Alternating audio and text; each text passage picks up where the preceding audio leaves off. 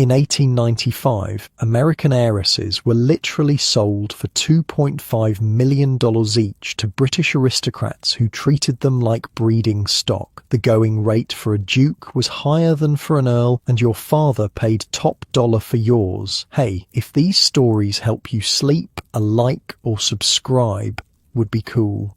Also drop where you're listening from and the time. I always read the comments, and it's crazy seeing people from like Australia and Norway on the same video.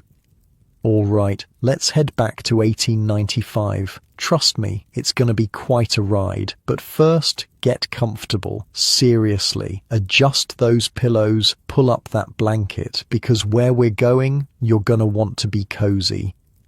The first thing that hits you is the air, heavy, damp, and tasting of coal. London, 1895. Your eyes adjust to the grey morning light filtering through unfamiliar curtains. The bed beneath you isn't the one you grew up with in your family's New York mansion. This one's older, heavier. The sheets are fine linen, but smell faintly of mildew that never quite leaves these ancient houses.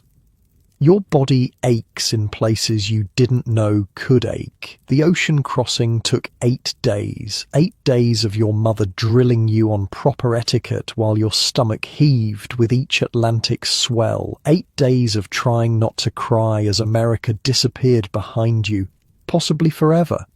Unlike your cozy bed at home, this mattress is stuffed with horsehair that pokes through in places, and the room is freezing despite it being May. Welcome to your new life as a duchess. You sit up slowly, and that's when reality crashes down again. The ring on your left hand catches the light, diamonds and sapphires set in platinum, passed down through your husband's family for 3 centuries. It's heavy, too big for your finger. Like everything else here, it wasn't made for you. Good morning, Your Grace. The voice startles you. A maid, no, your lady's maid, stands by the fireplace. You didn't hear her come in. She's been waiting, watching you sleep. In your family's New York home, servants knocked. Here, they appear like ghosts, always present, always observing. "Shall I open the curtains fully, Your Grace?" she asks, her accent making the words sound like a different language entirely. You nod, because what else can you do? You're no longer Charlotte Miller from Fifth Avenue, you're Her Grace, the Duchess of Harrington, and you have absolutely no idea what that means. The curtains part, and London spills into your bedroom, or rather, one of your bedrooms in one of your houses. Harrington House occupies almost an entire block of Mayfair. It has 64 rooms, 11 fireplaces, and a staff of 38 people who now answer to you. A 20-year-old American who, until yesterday, had never managed anything more complicated than her social calendar. His Grace requests your presence for breakfast in the morning room at 9 o'clock, the maid says, already laying out your clothes. Not the clothes you brought from New York. Those were quietly removed from your trunks last night. Apparently, American fashion wouldn't do for a duchess, even an American one.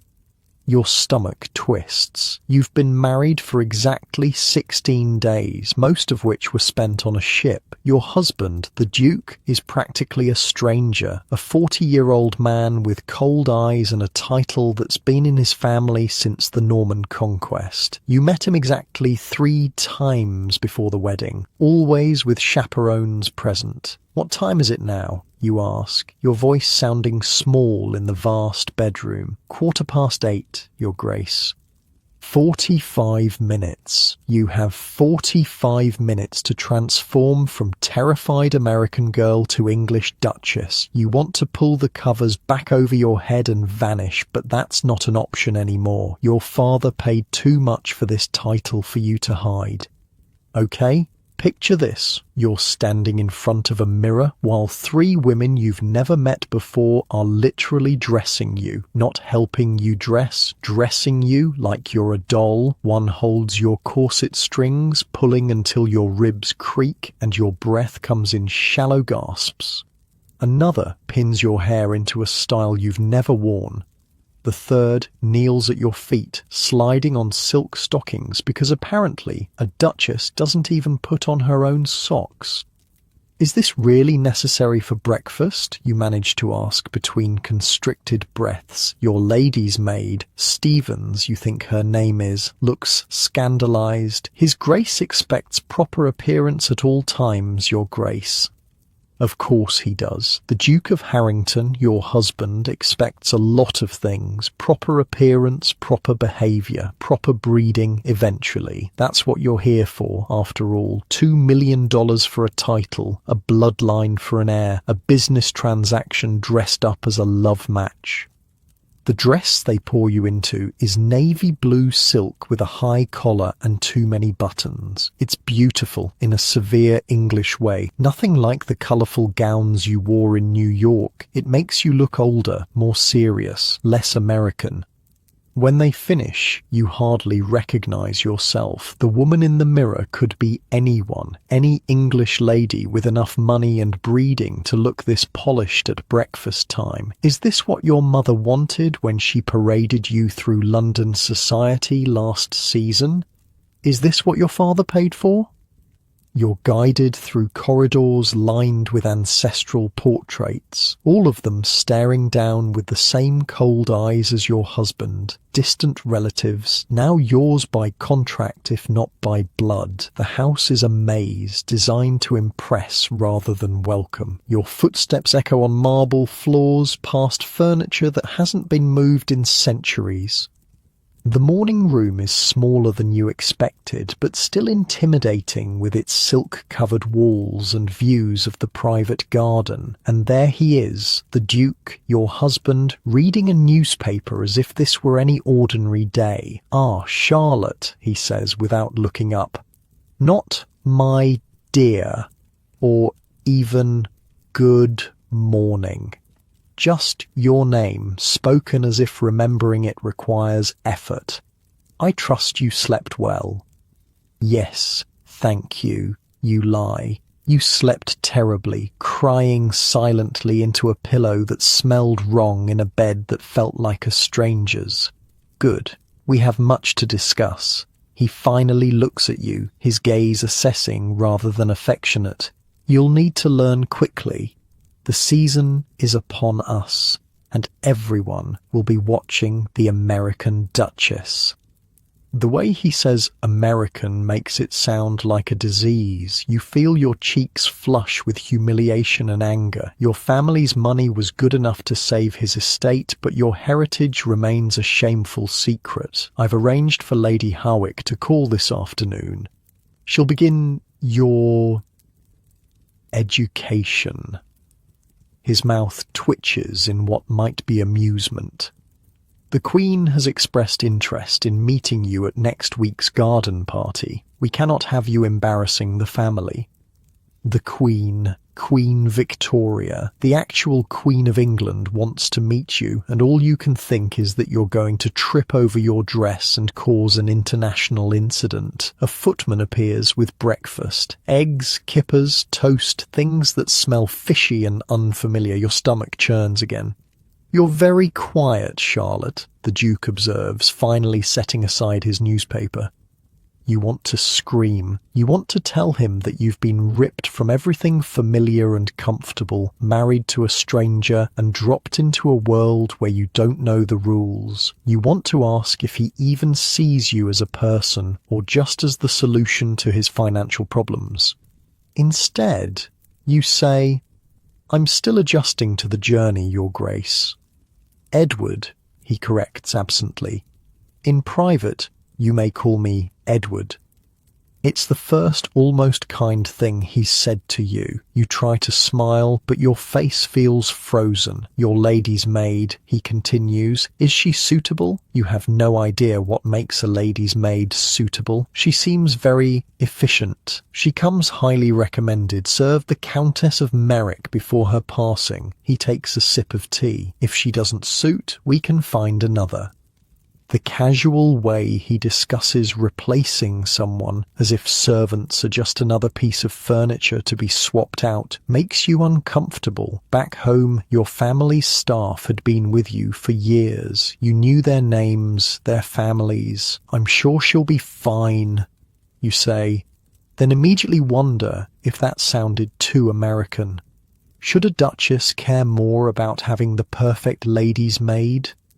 "I'll be at my club until dinner," Edward announces, standing abruptly. "Lady Harwick will arrive at 2. Do try to pay attention to her instructions, Charlotte. The Harrington name has stood for 800 years. I won't have it tarnished now." And with that, he's gone, leaving you alone in a room too big and too quiet, wearing clothes too stiff, in a life too strange.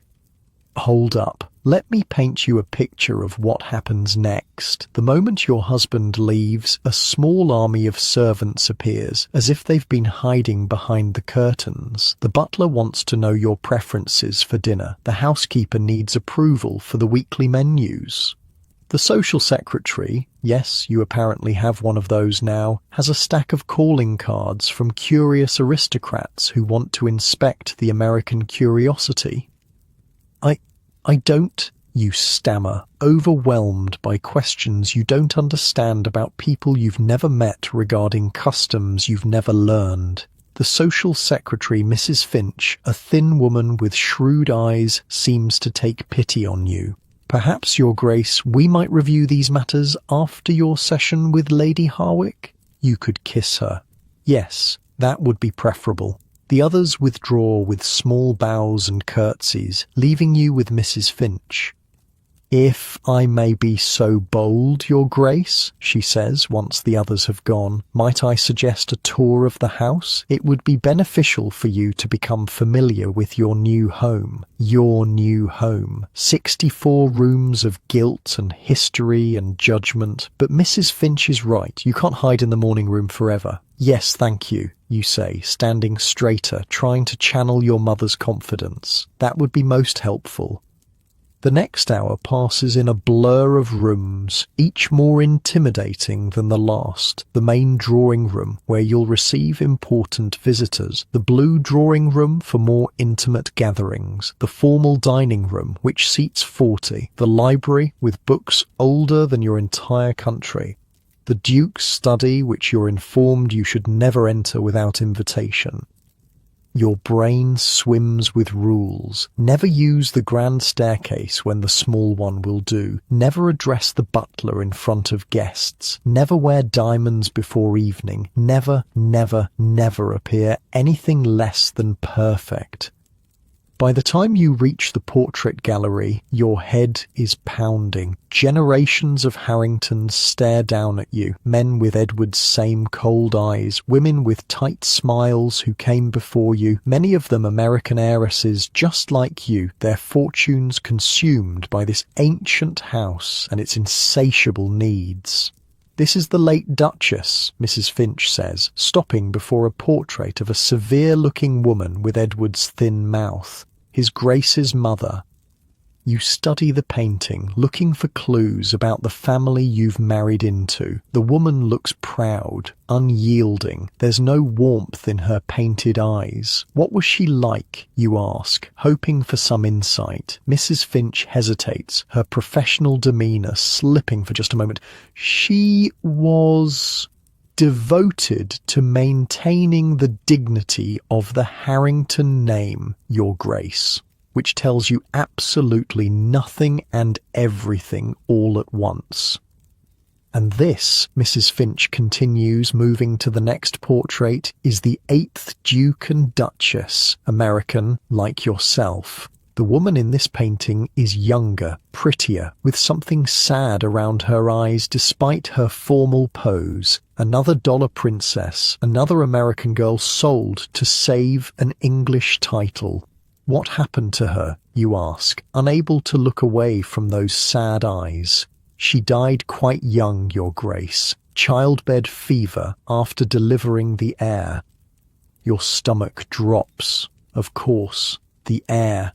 That's what awaits you too. Pregnancy, childbirth, producing the next duke to continue this ancient line. It's what your father paid for, what Edward expects, what England demands of you. In your head, you're screaming, "This is how I die.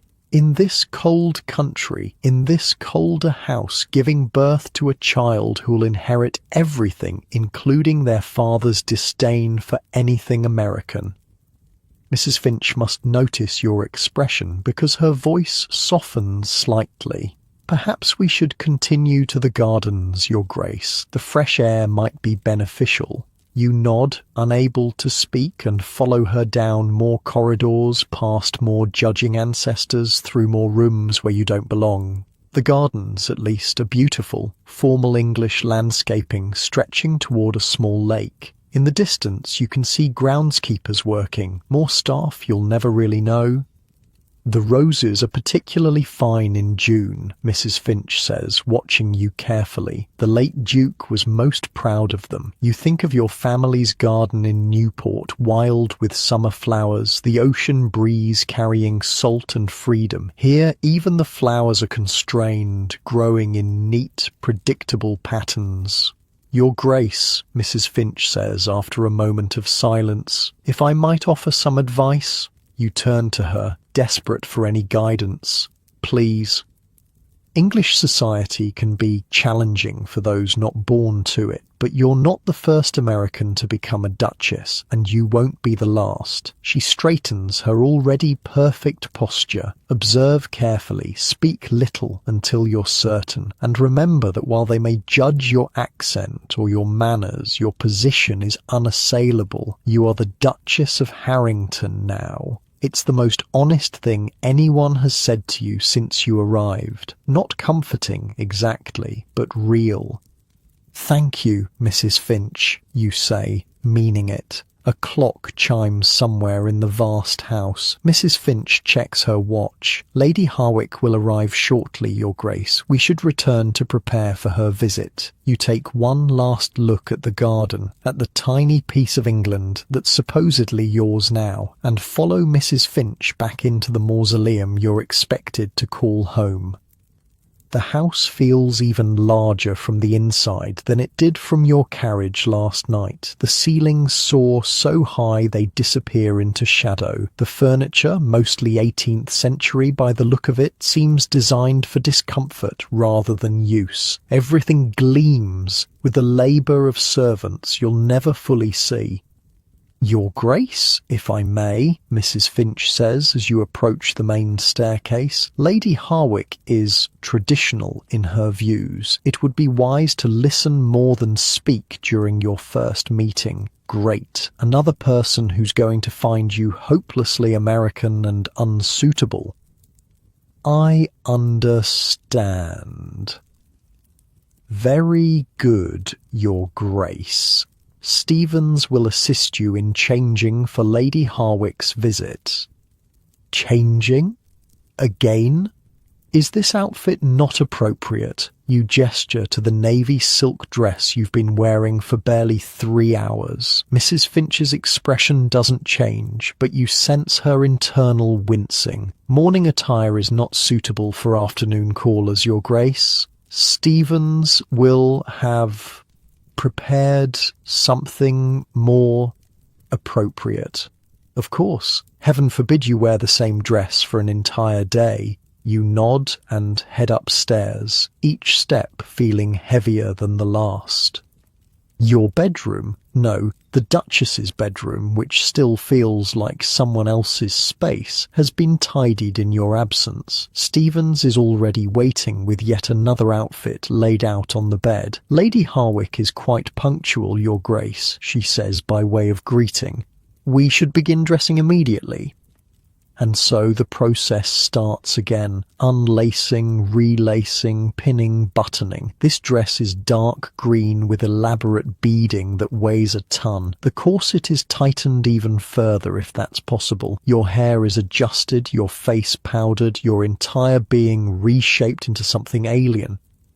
"Will I need to change again before dinner?" you ask, trying not to sound as exhausted as you feel. "Of course, Your Grace. Dinner requires evening dress." Stevens says this as if it's the most obvious thing in the world. You close your eyes briefly. 4 outfits in one day. In New York, you might change for a special dinner or ball, but not just to sit in different rooms of your own house. Your Grace, Stevens says, breaking into your thoughts. Lady Harwick has arrived. You brace yourself, pulling your shoulders back despite the protest of your corseted ribs. Time to meet the woman who's going to teach you how to be English. Lady Harwick is waiting in the smaller drawing room, a tiny bird-like woman dressed entirely in black despite not being in mourning. Her grey hair is pulled so tightly into a bun that it seems to stretch her skin, giving her a perpetually surprised expression. She doesn't stand when you enter, which you're pretty sure is a deliberate slight. So, she says, examining you through a lorgnette, you're the American, not Your Grace or Duchess, just the American. You force a smile and extend your hand. Charlotte Harrington. It's a pleasure to meet you, Lady Harwick. She ignores your hand, which hovers awkwardly in the air before you withdraw it. Sit, she commands, gesturing to a chair opposite hers.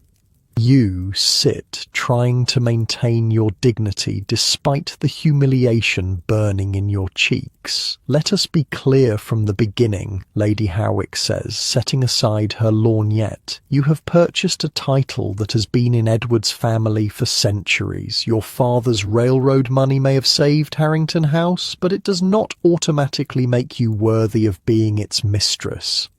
The brutal honesty takes your breath away. In New York, people might gossip behind your back, but no one would ever be this direct to your face. You begin, but she cuts you off with a raised hand. I am not interested in your feelings, child. I am here at Edward's request, to ensure you do not embarrass him or the Harrington name. You will listen, you will learn, and you will become what England requires of you. In your head, you're thinking, your brain's doing the math. No bath for 3 months. Death by smell. Except it's not smell that's going to kill you here. It's these people with their rigid rules and colder hearts. But outwardly, you simply nod. What else can you do? You're alone in a foreign country, married to a stranger, surrounded by people who see you as nothing more than a walking bank account. Good, Lady Harwick says, apparently satisfied with your submission. We shall begin with the basics, the proper forms of address for various ranks of nobility. And so begins your education as a duchess. For the next 2 hours, Lady Harwick drills you on an endless list of rules. Never address a duke before he addresses you, unless you outrank him by marriage, which you now do in some cases, a fact that seems to pain Lady Harwick physically. Never turn your back on someone of royal blood. Never discuss politics, religion, or money in polite company. Your head spins with titles and protocols, earls versus viscounts, younger sons of marquises, dowager duchesses, lady this and lord that, each with their own precise form of address that will mortally offend them if you get it wrong. Your posture is atrocious, Lady Harwick announces suddenly. Stand, you obey, rising on legs that have gone numb from sitting so long. Back straight, shoulders down, chin parallel to the floor, she demonstrates, her own posture impossibly rigid. A duchess does not slouch. You try to mimic her stance, feeling like a performing monkey. Better, she concedes reluctantly. Now walk to the window and back. You do as instructed, painfully aware of her critical gaze. Smaller steps, she snaps. You're not racing to catch a streetcar. English ladies glide, they do not stride. For the next 15 minutes you walk back and forth across the drawing room, adjusting your pace, your posture, the position of your hands, until Lady Harwick is marginally satisfied. We shall work on your curtsy tomorrow, she says finally, and your accent. That flat American sound must be softened. Even the way you speak isn't good enough. You swallow hard against the lump forming in your throat. One last thing, Lady Harwick says, rising from her chair. The Queen. You are to be presented next week. Your stomach drops. So soon? Her Majesty is curious about Edward's American bride. Lady Harwick's tone makes it clear this isn't a compliment. You will curtsy deeply. We shall practice extensively and speak only when spoken to. Address her as Your Majesty first, then Ma'am thereafter. Keep your answers brief and defer to her in all things. Meeting Queen Victoria, the most powerful woman in the world. The thought makes you lightheaded. Do not disgrace the Harrington name, Lady Harwick adds, gathering her things. Remember that when you appear before the Queen, you represent not only yourself, but centuries of English nobility. No pressure or anything. Lady Harwick departs with a promise, or perhaps a threat, to return tomorrow for another lesson. You remain in the drawing room after she leaves, too drained to move, too overwhelmed to think. This is your life now. Endless rules, constant judgment, a husband who sees you as a solution to his financial problems, and a society that sees you as an interloper. You're a duchess in name, but a prisoner in reality. A soft knock at the door interrupts your spiralling thoughts. Mrs. Finch enters, her face carefully neutral. Your Grace, His Grace has sent word that he will be dining at his club this evening. Would you prefer to dine in your rooms or in the small dining room? Alone. You'll be dining alone on your second night in England. Part of you is relieved not to face Edward and his cold scrutiny. Another part aches with loneliness so profound it's physical. My rooms, please, you say, not wanting to sit by yourself in that cavernous dining room. Very good, Your Grace. Mrs. Finch hesitates, then adds, Would you care to write to your family this evening? I could arrange for stationery to be brought to your sitting room.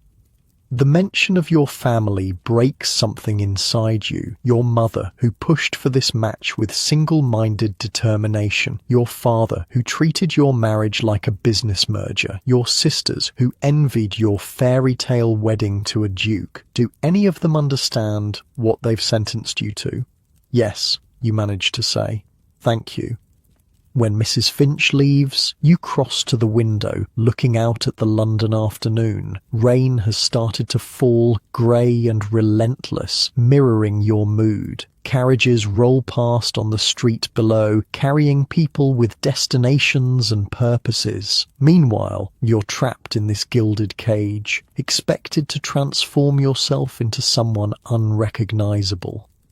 In this moment, standing alone in a stranger's house that's supposedly yours, wearing clothes that don't feel like yours, bearing a title that doesn't feel like yours, you make a silent promise to yourself. You will learn their rules, you will master their customs, you will become what they need you to be. But deep inside, in the place they can't reach, you'll remain Charlotte Miller from New York, and someday, somehow, you'll find a way to make this life your own.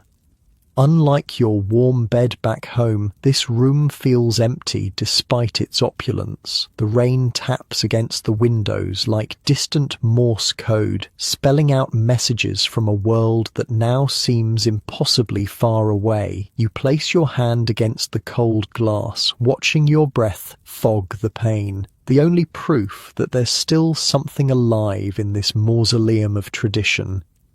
Tomorrow you'll begin again. Lady Harwick and her endless rules, a household waiting for your direction, a husband you barely know, a queen you're terrified to meet. But tonight, just for these quiet hours, you allow yourself to remember who you were before you became Her Grace, the Duchess of Harrington. Before your father sold you for a title and your mother measured your worth in aristocratic connections.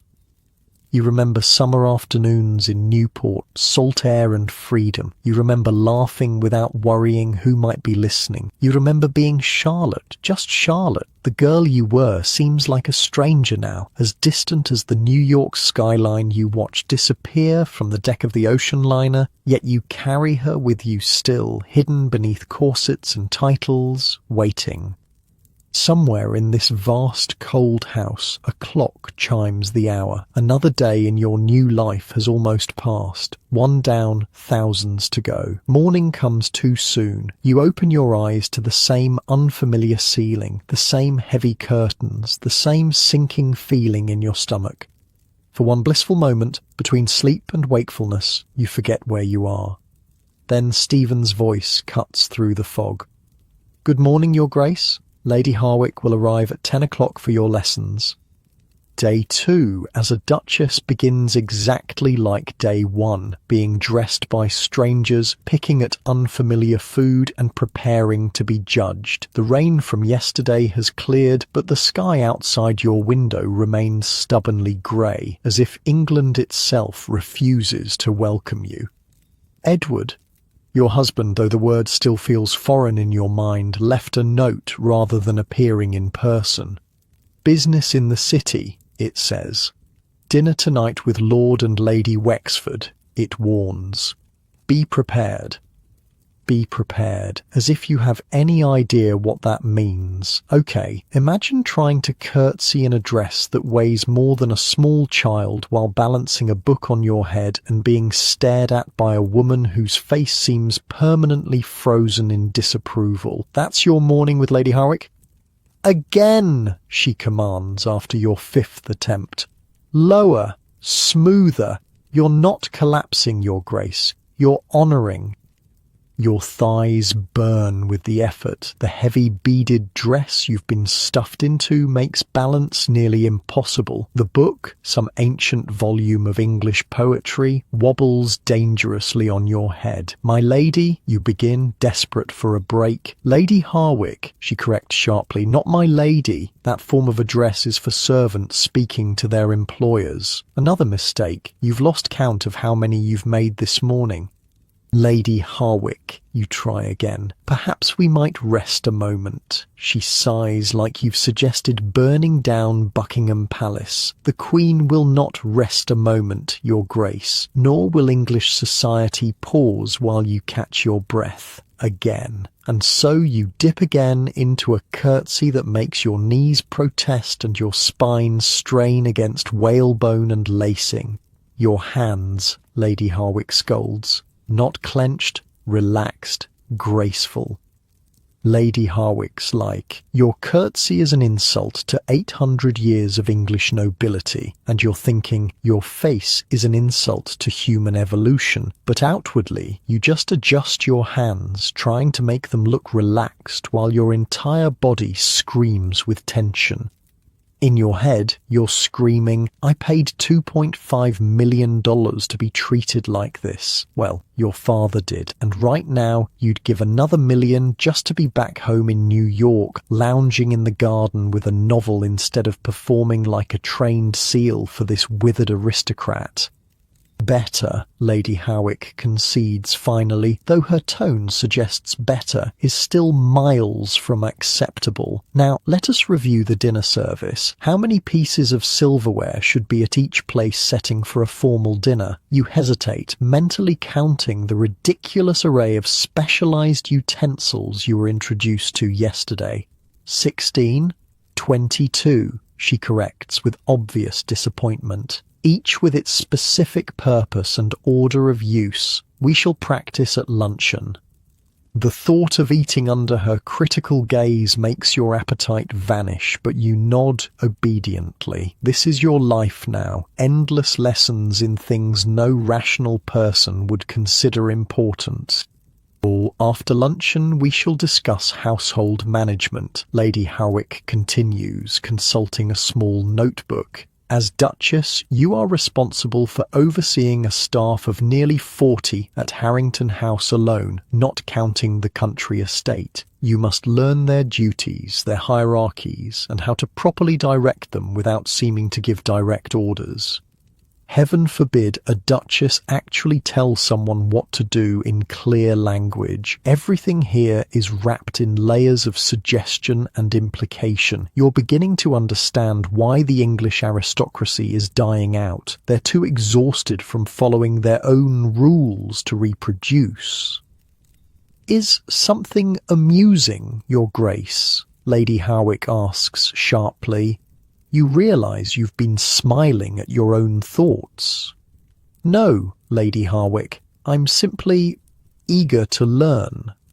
She doesn't believe you. Her pinched expression makes that clear, but she continues. This afternoon, the dressmaker will arrive for your fitting. The garden party at Buckingham Palace is only 5 days away, and your current wardrobe is entirely unsuitable. The garden party? Meeting the Queen? Your stomach twists with anxiety. What will be expected of me?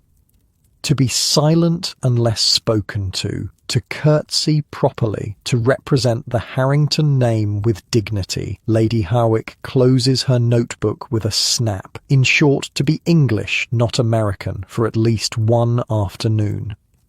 The morning drags on. You practice walking with books on your head. You memorize the correct order of precedence for seating aristocrats at dinner. You learn which fork is for shellfish and which for dessert. By luncheon, your brain feels stuffed with useless information, none of which seems designed to help you navigate your actual life.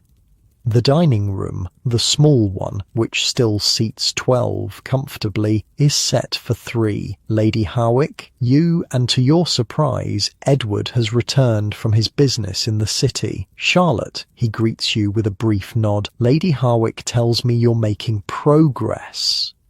The way he says it makes it clear the progress is insufficient. You force a smile. I'm trying, your Edward. The garden party, he says, taking his seat at the head of the table. You understand its importance?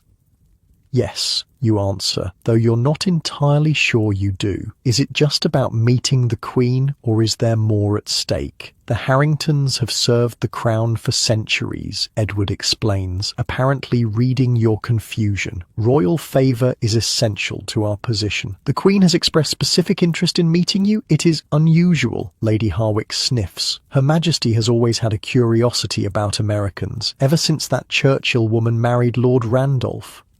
You've heard of Jenny Jerome Churchill, another American heiress who married into British nobility. Her son, Winston, is apparently quite brilliant. Perhaps there's hope for American duchesses after all. The Queen will ask about your family, Edward continues. Your father's business, your education. You will respond truthfully but briefly. No rambling American anecdotes. As if you dare. I understand. Do you? Edward's gaze is cool. Everything we have, this house, our position, the Harrington legacy, depends on maintaining proper relationships. The Queen's favour, society's respect. These are not trivial matters, Charlotte. In other words, don't embarrass him. Don't remind anyone that he had to marry American money to keep his precious legacy intact. Don't be too American. I won't disappoint you, you say, the words tasting bitter. The servants begin serving luncheon, some kind of clear soup that smells faintly of herbs. You watch Lady Howick carefully, mirroring her every move. Napkin just so, spoon from the outside in, sip, don't slurp, back straight, shoulders down. The Wexfords, Edward says after a moment of silence. They're dining with us tonight. The Earl is a close friend from school. His wife is traditional. Another test, another opportunity to fail. I look forward to meeting them, you lie. Lord Wexford serves on several important committees with his grace, Lady Howick adds. Their connection is valuable to the Harrington interests. Everything here is about connections, about invisible threads of influence and favour. In New York, power was simpler. Whoever had the most money won. Here, it's about bloodlines and traditions and unspoken alliances stretching back generations. Luncheon passes in a blur of corrections from Lady Howick. Your soup spoon is angled wrong. You've taken too large a bite of fish. Your posture has slipped. By the time the dessert arrives, some sort of blancmange that quivers unnervingly on the plate. You're so tense your jaw aches from clenching. Edward, meanwhile, seems oblivious to your distress. He discusses estate matters with Lady Howick as if you're not present. Tenant farmers, crop rotations, repairs needed at the country house. The conversation flows around you, not including you. After luncheon, Edward disappears again with barely a goodbye. Lady Howick leads you to the morning room where a massive ledger awaits. The household accounts, she explains. As Duchess, you must review them weekly with the housekeeper and butler. You open the ledger, confronted by columns of neat figures: coal, candles, meat, fish, wine, wages. The cost of running Harrington House is staggering. No wonder Edward needed your father's millions. I've never managed household accounts before, you admit. Lady Harwick's expression suggests this confession ranks somewhere between admitting illiteracy and confessing to murder. Naturally not. American households are run like hotels, I understand. All vulgar excess and no proper accounting. You think of your mother, who ran your family's New York mansion and Newport cottage with military precision, who knew every servant by name and kept immaculate records of every expense. The assumption that Americans can't manage households properly stings. I'm a quick learner, you say, more sharply than intended. Lady Howick raises an eyebrow at your tone, but continues. You'll meet with Mrs. Hughes, the housekeeper, every Monday morning. Mr. Phelps, the butler, every Tuesday. The cook every Wednesday to plan menus. Thursday is for correspondence. Friday for charitable works. The Harrington name is associated with several important causes. Your week is being carved up into duties before you've even had a chance to settle in. Every hour accounted for, every action prescribed. When do you begin, then stop, unsure how to ask. Yes, Lady Howick prompts. When do I have time for myself? The question sounds childish, even to your ears. Lady Howick looks genuinely puzzled. For yourself? You are the Duchess of Harrington now, Your Grace. Your time belongs to your position, your husband, and your future children. Yourself is a luxury you sacrificed when you accepted the title. The truth of it hits you like a physical blow. You didn't just marry Edward. You married an institution, a legacy, a role that will consume you entirely if you let it. The dressmaker arrives at precisely 2:00. Madame Beaumont, a stern Frenchwoman with pins clenched between her teeth and measuring tape dangling around her neck like a bizarre necklace. Undress, she commands without preamble. You glance at Lady Harwick, who nods. Apparently, modesty is another luxury duchesses don't enjoy. Stevens helps you out of your dress and corset, leaving you standing in your chemise and drawers while Madame Beaumont circles you like a shark. Americaine, she mutters, measuring your waist with brisk efficiency. Trop mince, too thin. English ladies, they have more substance. Lady Harwick makes a sound that might be agreement. You feel like livestock being assessed at market. Arms up, Madame Beaumont orders, pulling the tape measure across your shoulders. The garden party dress must be perfect. The Queen, she notices everything. For the next hour, you stand nearly naked while two women discuss your body as if you're not present. Too thin, shoulders too square from American tennis, complexion too tanned, hair too simply styled. By the time they finish, you feel like every inch of you has been found wanting. Madame Beaumont eventually produces sketches for your approval, though approval seems a formality, as Lady Harwick immediately selects the most conservative design. The garden party dress will be cream silk with delicate embroidery, modest, elegant, thoroughly English. And of course new undergarments, Madame Beaumont adds, making notes. The American corsetry is all wrong. Too much room for breathing. Heaven forbid you be able to breathe properly while meeting the Queen.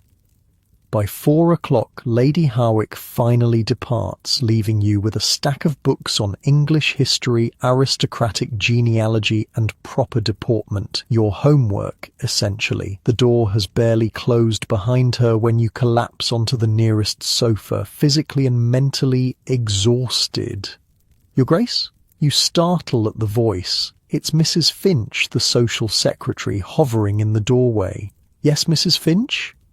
The calling cards, Your Grace. She approaches with a silver tray piled with small white cards. These arrived today. You should return calls to Lady Pembroke and Lady Harewood tomorrow. They're close to the Queen, and their good opinion would be valuable. More obligations, more tests. You nod wearily. Of course. And Mrs. Finch hesitates, which catches your attention. She's normally so composed. There's a Lady Ashford who's requested to call tomorrow afternoon. She's American, like yourself. Another American married to an Englishman. The thought of speaking to someone who might understand your situation is like a lifeline thrown to a drowning woman. Yes, you say immediately. Please tell her I'd be delighted. Mrs. Finch nods, a hint of sympathy in her eyes. Very good, Your Grace. I'll arrange it for 3 o'clock after your session with Lady Harwick. After she leaves, you remain on the sofa, staring at the ceiling. An American visitor, someone who might understand the isolation, the constant criticism, the feeling of being a foreign object inserted into this ancient machinery. For the first time since arriving in England, you feel a flicker of hope. That flicker dims considerably when Stevens arrives to begin preparing you for dinner. Another elaborate dressing ritual, another gown, burgundy silk this time, with a neckline cut lower than you're comfortable with. Another hour of hair arranging and jewellery selecting. His Grace has instructed that you wear the Harrington rubies tonight, Stevens informs you, opening a velvet box to reveal a necklace of blood-red stones set in heavy gold. The necklace is placed around your throat, its weight surprisingly substantial. In the mirror, you barely recognize yourself. The rubies gleam against your skin like wounds. The gown transforms your figure into something more mature, more imposing. Your hair is arranged in an elaborate style that makes your head ache. You look English. Beautiful, Your Grace, Stevens murmurs, adjusting a final curl. You're not sure beautiful is the right word. Transformed might be more accurate, or erased. The Wexfords arrive precisely at 7. Lord Wexford is a portly man with impressive whiskers and a booming laugh. Lady Wexford is thin, aristocratic, and immediately reminds you of Lady Harwick. The same assessing gaze, the same barely concealed disdain. The American Duchess, Lord Wexford says, kissing your hand with slightly too much enthusiasm. Charming, absolutely charming. How interesting to meet you, Lady Wexford adds, her tone suggesting interesting is not a compliment. We've heard so much about your father's railroads, and there it is, the reminder that you're not really a duchess in their eyes. You're just the daughter of a man with enough money to buy his way into their world. Edward appears at your side, hand at the small of your back, guiding you toward the drawing room. The touch is not affectionate but proprietary, a reminder to perform your role correctly. Charlotte has been working diligently with Lady Harwick, he tells the Wexfords, as a footman serves sherry. The Queen has expressed interest in meeting her at next week's garden party. Indeed, Lady Wexford's eyebrows rise. How unusual. Her Majesty has always had a soft spot for Americans, Lord Wexford says with a chuckle. Ever since young Winston Churchill started making a name for himself, blood will tell, eh? The conversation circles around people you don't know, events that happened before you were born, and subtle social cues you can't begin to decipher. You smile when Edward glances your way, nod at appropriate intervals, and try desperately not to make any obvious mistakes.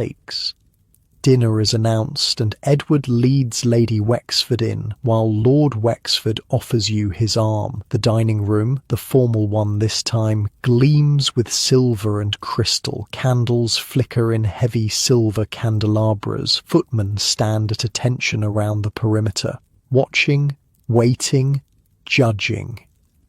I understand you're to be presented at court as well, Lady Wexford says as the soup is served. After the garden party.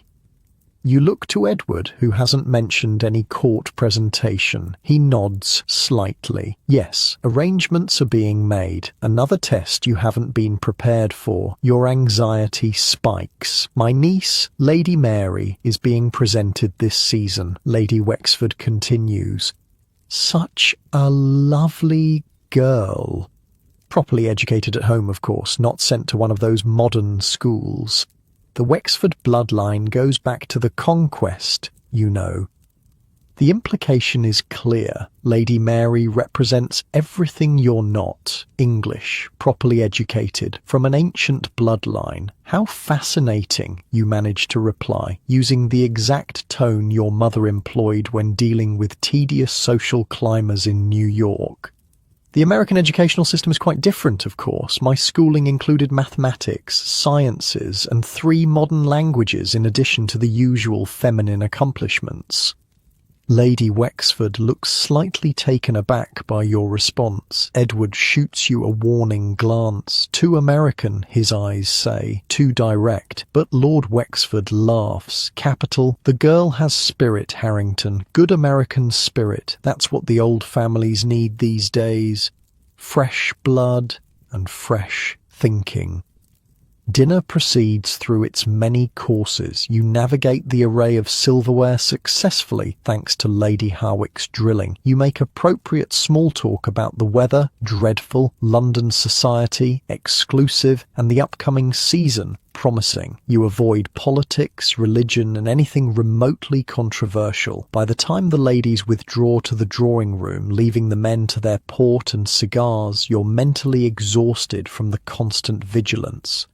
You've done well with her, Edward, you overhear Lord Wexford say as you exit. Still American, of course, but not entirely hopeless. In the drawing room, Lady Wexford sips her coffee and studies you openly. Tell me, Duchess, how are you finding English society? Very different from New York, I imagine. You choose your words carefully. Different in some ways, yes. But fundamentally, society is society wherever one goes. There are always rules to follow and appearances to maintain. She seems neither impressed nor offended by your answer. And your family, they've returned to America? Yes, after the wedding, leaving you quite alone. There's a hint of something almost like sympathy in her voice. It's never easy being a foreign bride in England, even for Americans. You look at her more closely, wondering if there's actual human feeling beneath the aristocratic facade. No, it's not easy.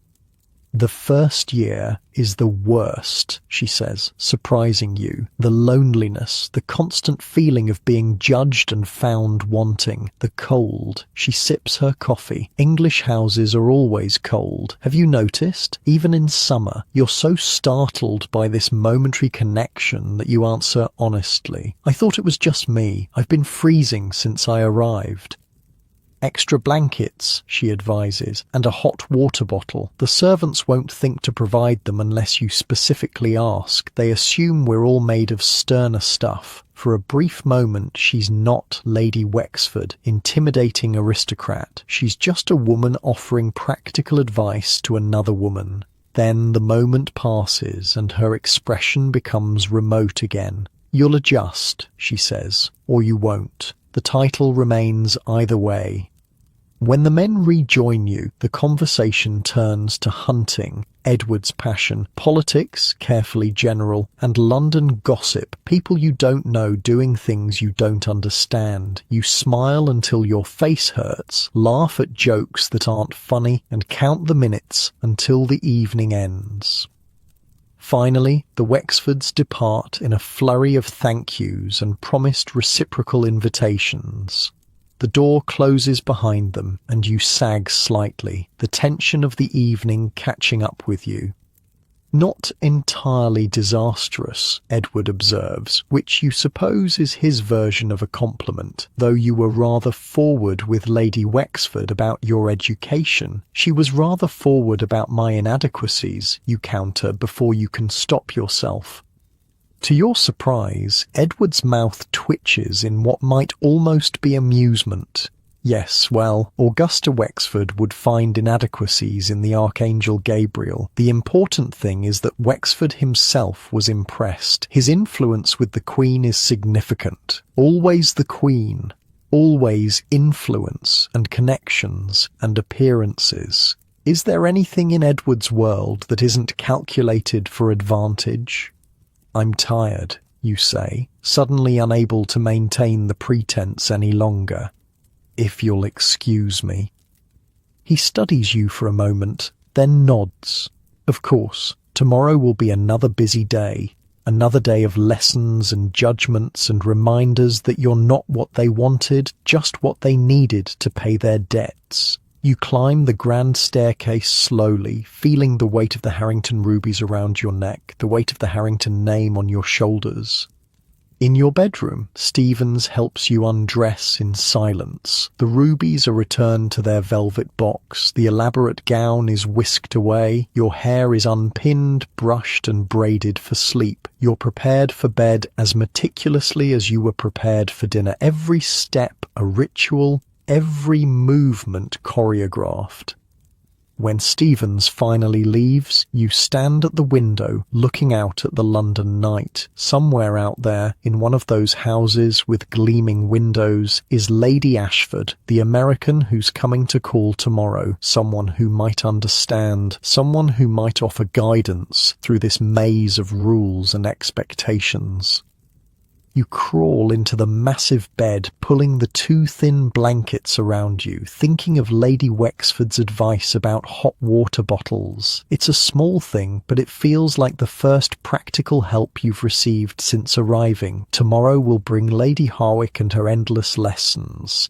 It will bring new challenges, new opportunities to fail, but it will also bring Lady Ashford, and with her perhaps a small slice of home. You close your eyes, exhausted but slightly less despairing than the night before, one small step at a time, one rule mastered, one dinner survived, one connection made. You're still Charlotte Miller from New York, even if you're hidden beneath layers of silk and title and expectation. And tomorrow you'll meet another woman who's walking the same tightrope between worlds. Sleep comes more easily tonight, despite the unfamiliar bed and the cold that seeps through the walls of this ancient house. You dream of hot water bottles and American voices and Queen Victoria asking you about railroad stocks while you balance books on your head and curtsy until your knees give out. By your third day in London, you've established a routine of sorts. Wake up cold, get dressed by Stevens while pretending to be fully awake, eat a breakfast you don't really want, endure Lady Harwick's lessons until your brain feels like it's been stuffed with cotton wool. The monotony is almost comforting until you remember that today Lady Ashford is coming. An American. Another woman who crossed an ocean for a title. Someone who might actually understand. Lady Harwick notices your distraction during the morning's lesson on the correct way to address the younger sons of dukes versus the younger sons of earls. "Your Grace," she says sharply, "am I boring you?" "No, Lady Harwick," you answer automatically. "I'm simply processing the information." She sniffs. Processing. How very American. In England, we simply learn. You bite back a response about how in America Education involves understanding rather than rote memorization. Lady Ashford is coming at 3. You just need to survive until then. The morning crawls by. You practice your curtsy until your thighs burn. You memorize the names and titles of every person you might conceivably meet at the Queen's garden party. You learn which flowers are appropriate for which occasions. No lilies at weddings, no chrysanthemums in mixed company, never ever tulips. Lady Ashford, Lady Howick says during luncheon, her tone making the name sound like a disease. She's calling this afternoon? Yes, you reply, trying to keep your voice neutral. Mrs. Finch arranged it. Lady Howick butters a piece of bread with surgical precision. Catherine Ashford, another American, married Lord Ashford 5 years ago. A Boston girl, I believe. The way she says Boston girl suggests it ranks somewhere below scullery maid in her estimation. Is there something wrong with Lady Ashford? You ask, unable to hide your concern. If Lady Howick disapproves, does that mean Edward will forbid the visit? Wrong? No. Lady Howick takes a small, deliberate bite of bread. She's simply modern in her views. Lord Ashford indulges her rather more than is traditional. Modern sounds promising. Indulged sounds even better. I'll be sure to maintain proper decorum during her visit. You promise. Lady Howick gives you a look that suggests she doesn't believe you for a second. See that you do. The Howick name has stood for 800 years. You finish mentally along with her. By the time 3 o'clock approaches, you're practically vibrating with anticipation. Stevens has dressed you in a reception gown of pale blue silk, understated by American standards, but still formal enough to receive a Viscountess. You wait in the smaller drawing room, perched on the edge of a chair that's been in the Harrington family since before your country existed. The clock on the mantel ticks loudly in the silence. Lady Ashford, Phelps announces from the doorway, and your heart leaps. She sweeps in like a breath of fresh air. Tall, auburn-haired, dressed in a gown that's just a touch more fashionable than English propriety dictates. Her smile is genuine, her eyes sharp and intelligent. "Your Grace," she says with a perfect curtsy. "Thank you for receiving me." You rise, remembering at the last second that you're supposed to extend your hand for her to take, not shake hers American style. "Lady Ashford, I'm delighted you could come." The formalities observed, she glances at Phelps, still hovering in the doorway. "Tea, I think? And perhaps some privacy?" Phelps looks momentarily startled. English visitors would never dismiss the butler so directly, but recovers quickly. "Of course, my lady, right away." When the door closes, Lady Ashford's posture changes subtly. The aristocratic bearing softens, and suddenly she's just a woman in her early 30s with laugh lines around her eyes and a conspiratorial smile. "Well," she says, her Boston accent slipping through, "another American in the lion's den. How are you holding up, Duchess?"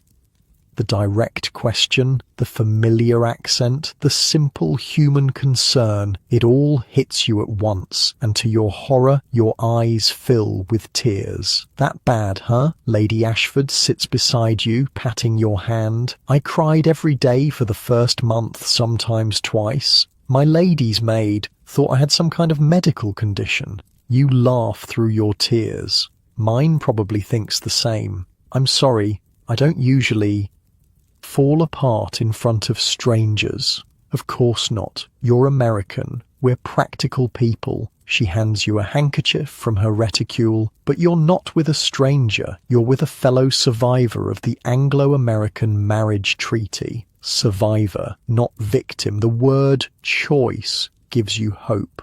"How did you begin, then stop, unsure how to phrase the question."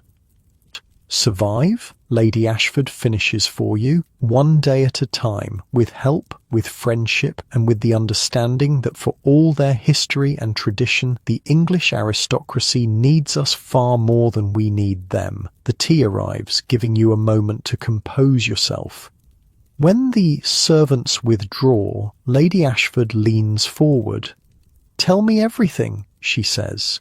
"The good, the bad, and especially the parts where you wanted to strangle someone with their own cravat.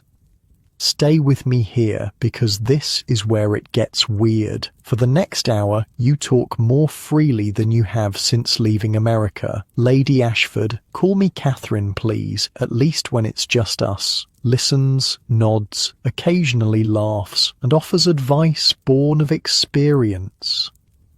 "Lady Harwick," she says, rolling her eyes when you describe your etiquette lessons.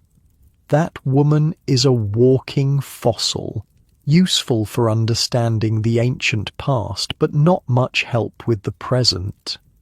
She's very knowledgeable. You feel compelled to defend, even though you've thought much worse about your tormentor. Oh, she knows which fork to use and how to curtsy to a dowager duchess, but does she understand what it's like to be a woman in 1895? To have crossed an ocean and left everything familiar behind? To navigate a society that both needs you and resents you? Catherine shakes her head. For that, you need friends who've walked the same path. Friends. The word sends a surge of longing through you. Are there many of us, American women married to Englishmen? More than you'd think, and more arriving every season. Catherine's eyes twinkle. We even have a name for ourselves, the Dollar Duchesses, though some of us are just countesses or viscountesses. The Dollar Duchesses, you repeat, testing the phrase. It sounds slightly vulgar, exactly the sort of term Lady Howick would faint at hearing. We help each other, Catherine continues. Advice, support, warnings about which aristocrats to avoid at parties. She leans closer. And we meet regularly, discreetly. You meet? This sounds dangerously close to conspiracy. Wouldn't our husbands object? Our husbands, Catherine says with a slight edge to her voice, are generally too busy with their clubs, their politics, or their mistresses to notice our little gatherings. Besides, we're just ladies taking tea together. What could be more proper? The way she says it makes it clear these are not just social calls. There's purpose behind these meetings. When, you ask, already knowing you'll attend, even if you have to lie to Edward about where you're going.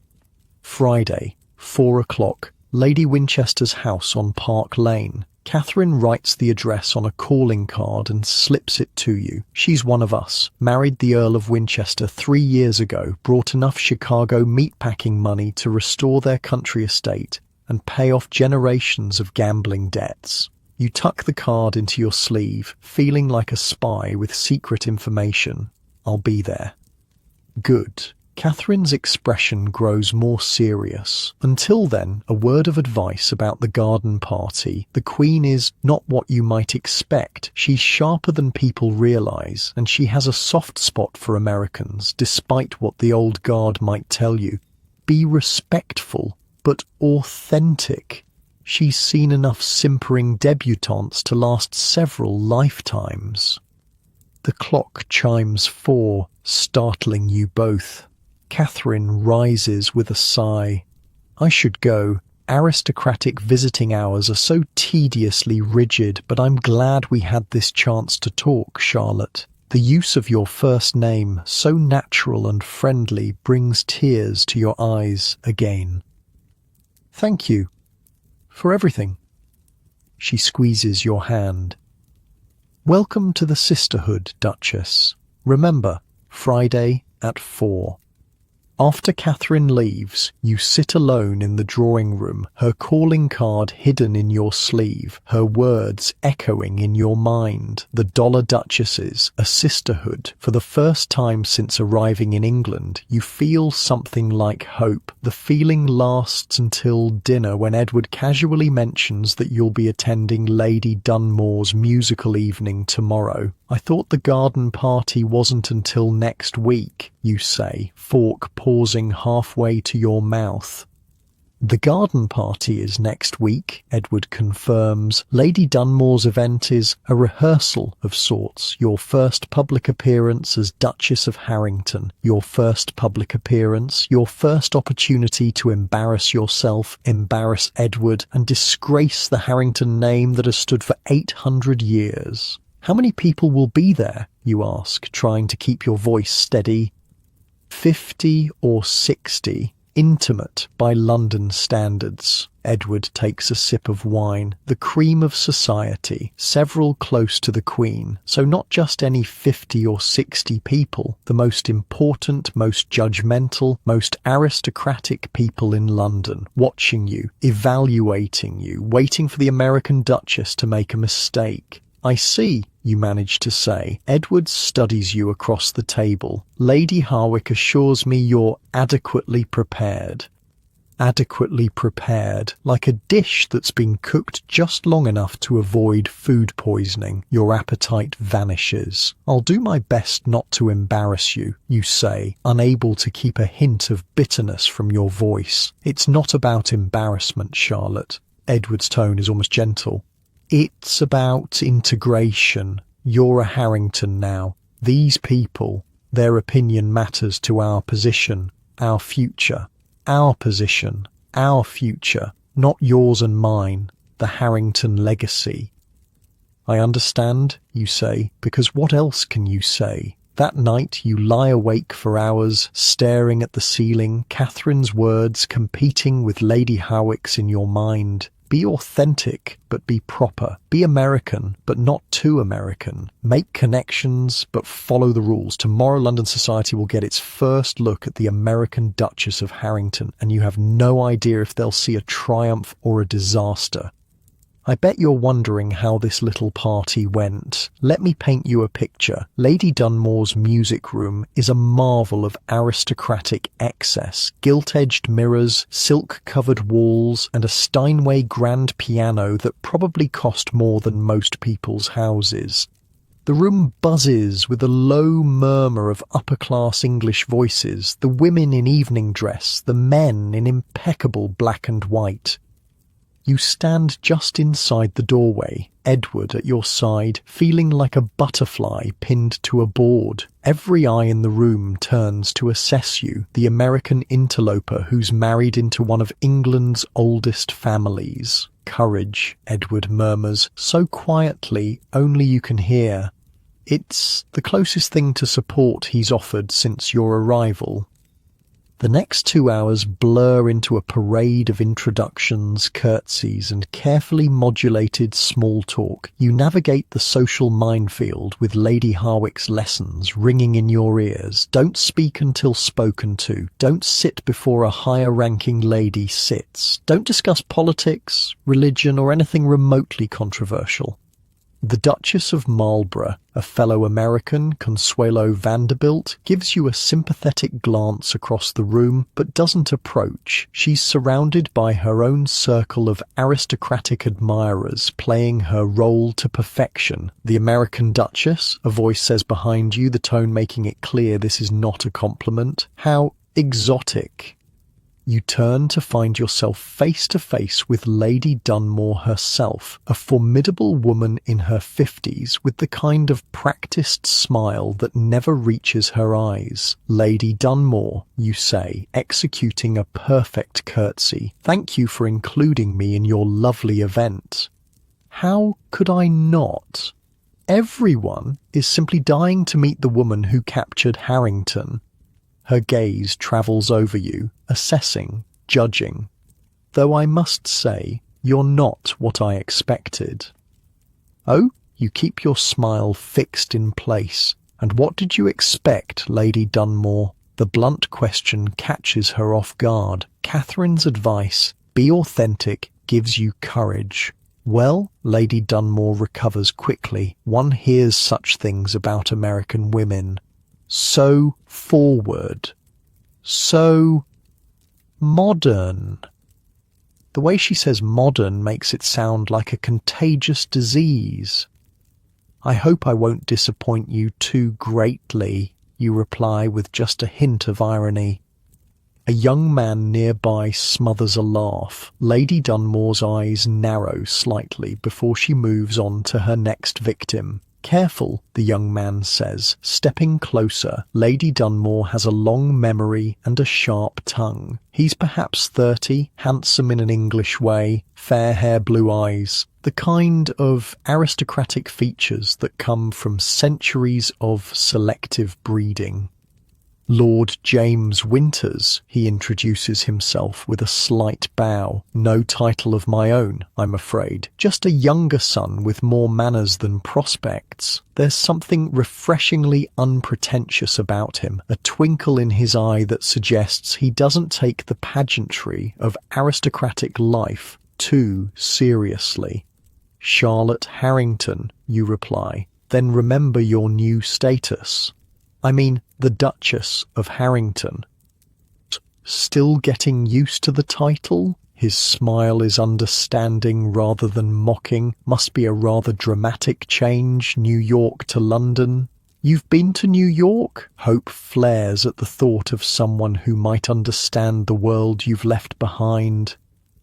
Several times. My brother, the Earl, with all the land and none of the sense, sent me to investigate American investments. He lowers his voice conspiratorially. I rather think he hoped I'd return with an heiress of my own. Alas, I came back with only business contracts and a taste for proper cocktails. You laugh, the sound surprising you after days of careful restraint. New York does make excellent cocktails.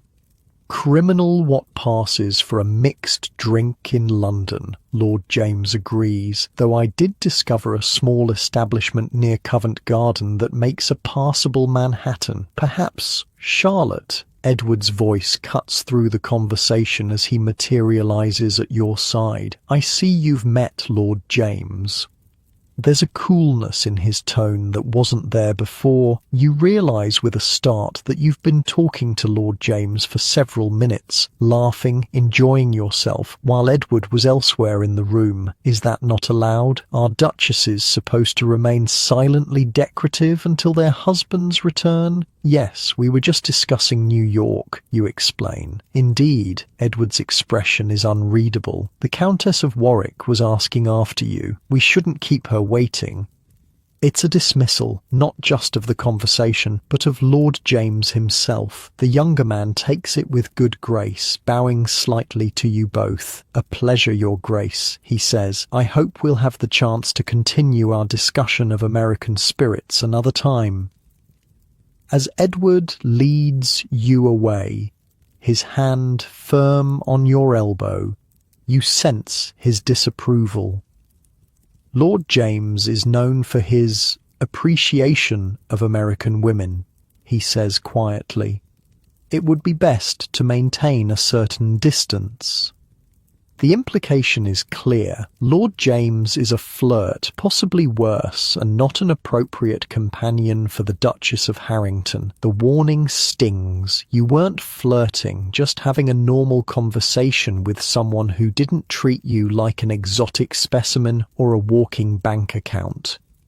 The Countess of Warwick turns out to be yet another aristocratic matron with perfect posture and a sceptical gaze. The conversation is stilted, formal, filled with references to people and events you don't know. You smile until your face hurts, laugh at jokes that aren't funny, and try desperately to remember every lesson Lady Harwick drilled into you. When the musical portion of the evening begins, a soprano performing Italian arias, you're seated between Edward and an elderly duke who falls asleep halfway through the first song. The music washes over you, beautiful but distant, like everything else in this new life. Your gaze drifts around the room, taking in the elaborate gowns, the perfectly coiffed hair, the fortunes in jewels adorning throats and wrists and ears. These people are your peers now, supposedly, but you've never felt more like an outsider. Across the room, Lord James catches your eye and gives you a small, sympathetic smile. You quickly look away, remembering Edward's warning, but the brief moment of connection lingers, a reminder that not everyone in London society views you as an intruder or a curiosity. The soprano finishes to polite applause. Tea and small cakes are served. More introductions, more carefully regulated conversation. You perform your role flawlessly, or at least without obvious mistakes. Edward seems satisfied, if not pleased. By the time your carriage arrives to take you home, exhaustion has settled into your bones. The constant vigilance, the careful self-monitoring, the weight of the Harrington expectations, it's all so much heavier than you imagined. "You did well," Edward says as the carriage pulls away from Lady Dunmore's house. "It's the closest thing to a compliment he's given you." "Thank you," you reply, too tired to feel much pride in the achievement. "Did I integrate successfully?" He glances at you, perhaps catching the hint of irony in your voice. "The Countess of Warwick found you charming. Lady Pembroke has invited us to dinner next week. Lady Dunmore was less enthused, but her opinion carries less weight than it once did." A successful debut, then, by the cold calculus of aristocratic approval. You should feel triumphant. Instead, you just feel tired. "And Lord James?" you ask before you can stop yourself. "Was my conversation with him a social failure?" Edward's jaw tightens slightly. "James Winters is charming and well-connected, but he has a reputation, a certain recklessness with women, particularly American women." "I see." You look out the carriage window at the darkened London streets. "I wasn't flirting with him, if that's what you're concerned about." "I'm concerned about appearances, Charlotte." Edward's voice is cool. "A young, beautiful duchess will attract attention. Some of it welcome, some not. It's important to be discerning." Beautiful. He called you beautiful. It's the first time he's commented on your appearance at all, and it catches you off guard. You look at him, really look at him in the dim light of the carriage. He's handsome in a stern English way. Strong jaw, straight nose, eyes that could be warm if they ever softened. "I'll be more careful," you promise, unsure if you mean it. When you arrive home, Stevens is waiting to help you undress, to remove the diamonds from your hair, to transform you from duchess back to woman. The ritual is becoming familiar, if not comfortable. Alone in your massive bed, you think about the evening, the judgmental gazes, the careful conversations, the brief moment of genuine connection with Lord James. You think about Catherine and the mysterious meeting of dollar duchesses scheduled for Friday. You think about the garden party looming next week, and the Queen who waits to pass judgment on yet another American bride. Your world has expanded and contracted simultaneously, from the freedom of New York to the gilded cage of aristocratic London. Every step is observed, every word analysed, every action weighted with centuries of expectation. But beneath the silk and diamonds and careful manners, you're still Charlotte Miller from Fifth Avenue. You survived your first public appearance. You made connections, Lady Warwick, Lord James, and most importantly, Catherine Ashford and her sisterhood of dollar duchesses. Small victories, perhaps, but victories nonetheless. Sleep comes more easily tonight, and you dream of Friday afternoons and secret sisterhoods and a future where you might find your footing in this strange new world, where you might even find something like happiness or at least purpose in the life you've been sold into.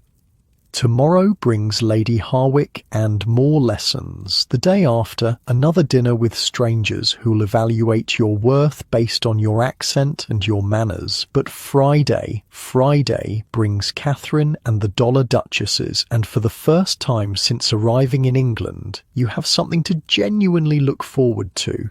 Friday arrives with the weight of anticipation. The intervening days have passed in a blur of lessons, formal dinners, and careful conversations. Lady Harwick continues her relentless education, drilling you on everything from the correct way to pour tea, never fill the cup more than 3/4 full, to the proper distance to maintain when walking with various ranks of nobility. 3 steps behind a royal, 2 behind a duke, not your husband, 1 behind an earl or marquess.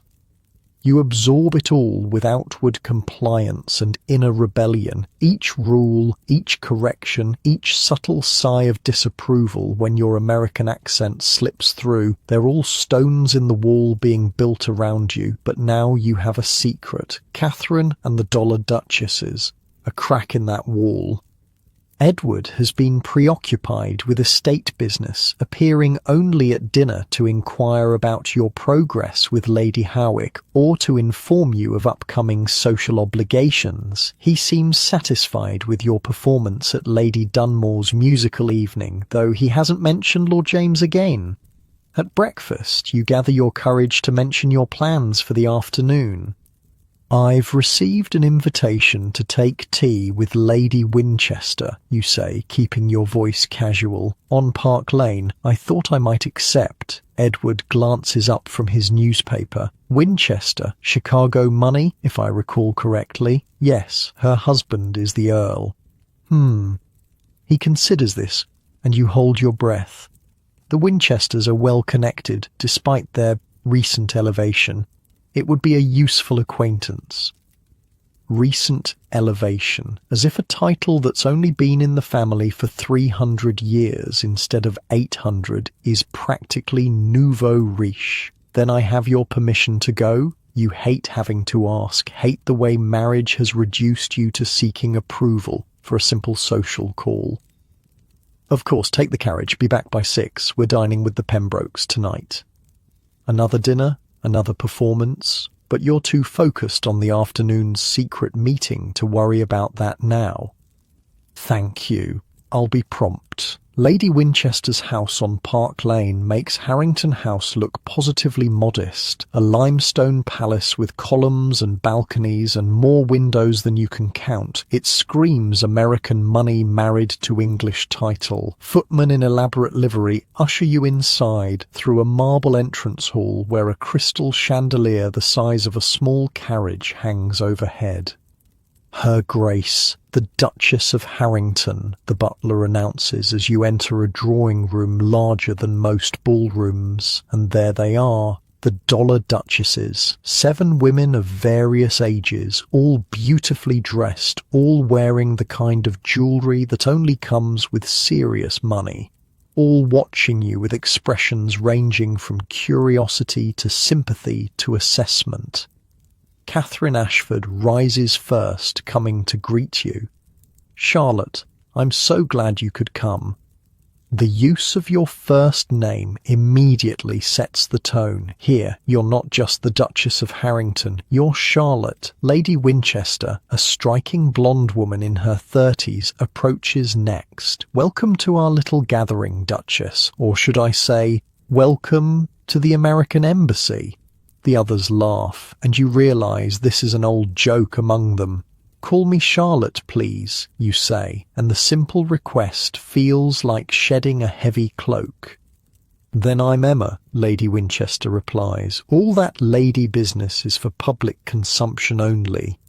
She introduces the others. Margaret, Countess of Dorset, Pittsburgh Steel, Louisa, Viscountess Harding, San Francisco Shipping, Pamela, Lady Thornfield, Boston Banking, Clara, Marchioness of Westmere, Philadelphia Real Estate, and Sarah, Duchess of Broughton, New York Finance. Each woman represents a different American fortune, a different English title, a different transaction disguised as a love match. You're ushered to a seat in the circle, a cup of tea pressed into your hands, and suddenly the questions begin. How are you settling in? Has Lady Harwick driven you mad yet? Have you met the Queen? How terrible is your mother-in-law? It's overwhelming, but in the best possible way. Genuine interest, genuine concern, genuine understanding. Ladies, Catherine intercedes finally, let's not terrify her on her first visit. Charlotte's only been in London for a week. A week? Sarah, Duchess of Broughton, widens her eyes. You poor thing, you're still in the what have I done phase. When does that phase end, you ask, only half joking. The women exchange glances. It doesn't, exactly, Emma says carefully. It just evolves. Into what? Resignation, says Louisa. Adaptation, offers Margaret. Strategy, says Clara with a slightly wicked smile. They each tell a piece of their story, how they came to England, how they struggled, how they survived. Emma's husband gambled away half her fortune before she took control of the purse strings. Margaret's mother-in-law tried to send her back to America when she didn't produce an heir in the first year. Louisa discovered her husband had a second family in Scotland. They need our money, Clara says bluntly. But they resent needing it, and they definitely resent us. Not all of them, Catherine amends. Some of the younger generation are different, more accepting, like Lord James Winters, Pamela adds with a knowing smile. I hear he was quite attentive to our newest Duchess at Lady Dunmore's musical evening. You feel your cheeks flush. We only spoke briefly about New York. James is one of the good ones, Catherine says. His brother, the Earl, married an American too, Helen Woodbury from Baltimore. She's abroad at the moment, or she'd be here today. Edward, my husband, warned me about him, you admit. Said he has a reputation with American women. The women exchange glances again, something unspoken passing between them. Lord James appreciates American directness, Catherine says carefully, and yes, he's been linked romantically with several American visitors to London, but he's also a valuable ally, one of the few aristocrats who treats us as equals, not just walking bank accounts. Wait, it gets better. Emma's like, you want to know the real reason most of these English lords warned their wives away from James? He encourages us to maintain some independence, to keep a portion of our money in our own names, to have a voice in how our fortunes are spent.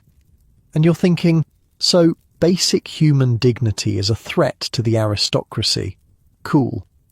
There's a moment of silence as you absorb this. The idea of maintaining financial independence hasn't even occurred to you. Your father transferred your dowry directly to Edward, $2.5 million in railroad stock, the income now controlled entirely by your husband. Is that possible, you ask? To maintain control of your own money?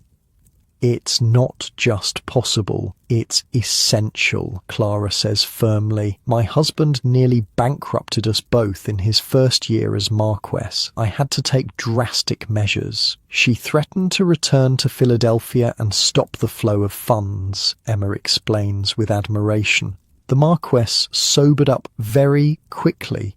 I still handle all the estate finances, Clara adds. Henry has an allowance, like a child. It's humiliating for him, but better than debtor's prison. The thought of Edward on an allowance is so absurd you almost laugh. He's the Duke of Harrington. He has 800 years of aristocratic authority behind him, and yet I don't even know the state of the Harrington finances, you confess. I've seen the household accounts, but nothing about the estate itself. The women exchange significant looks. That's your first task then, Catherine says. Knowledge is power, Charlotte. Find out exactly what your money is paying for. The conversation shifts to other matters: the upcoming season, the garden party at Buckingham Palace, the latest gossip about the Prince of Wales and his many mistresses, but your mind keeps returning to the finances, to the possibility that you might have more control than you realized. "We meet every Friday," Emma tells you as the gathering winds down. "Sometimes here, sometimes at Catherine's, occasionally at Broughton House when Sarah's husband is away." "Which is often," Sarah adds dryly. "The Duke finds Paris more entertaining than his wife." "Will you join us next week?" Catherine asks. "After your garden party? We'll want to hear all about the Queen." "Yes," you say without hesitation. "Yes, I'd like that very much." As your carriage carries you back to Harrington House, your mind races with everything you've learned. These women, these dollar duchesses, have carved out spaces for themselves within the rigid constraints of aristocratic marriage. They've found ways to maintain their American identities while navigating English society. They've built a sisterhood across the divides of title and background. For the first time, you can envision a future here that isn't just about endurance, a future where you might actually have a voice, a purpose beyond producing an heir and maintaining the Harrington legacy. But first, you need information. You need to understand exactly what your father's millions are funding. Dinner with the Pembrokes passes in a blur of conversation you barely register. You smile at the right moments, speak when spoken to, perform your role as Duchess to perfection, but your mind is elsewhere, turning over plans and possibilities. When you return home, Edward retires to his study with brandy and cigars. You should go upstairs, should let Stevens prepare you for bed. Instead, you find yourself hesitating in the hallway outside Edward's study, gathering courage. You knock softly. "Enter," he calls, sounding surprised. No one disturbs the Duke in his sanctuary. He looks up from his desk as you slip inside, his expression questioning. "Charlotte, is something wrong?" "No," you say, moving further into the room. It's deeply masculine. Dark wood panelling, leather chairs, shelves of books that look actually read rather than just displayed. "I wanted to ask you something." "At this hour?" But he gestures to the chair opposite his desk. "What is it?"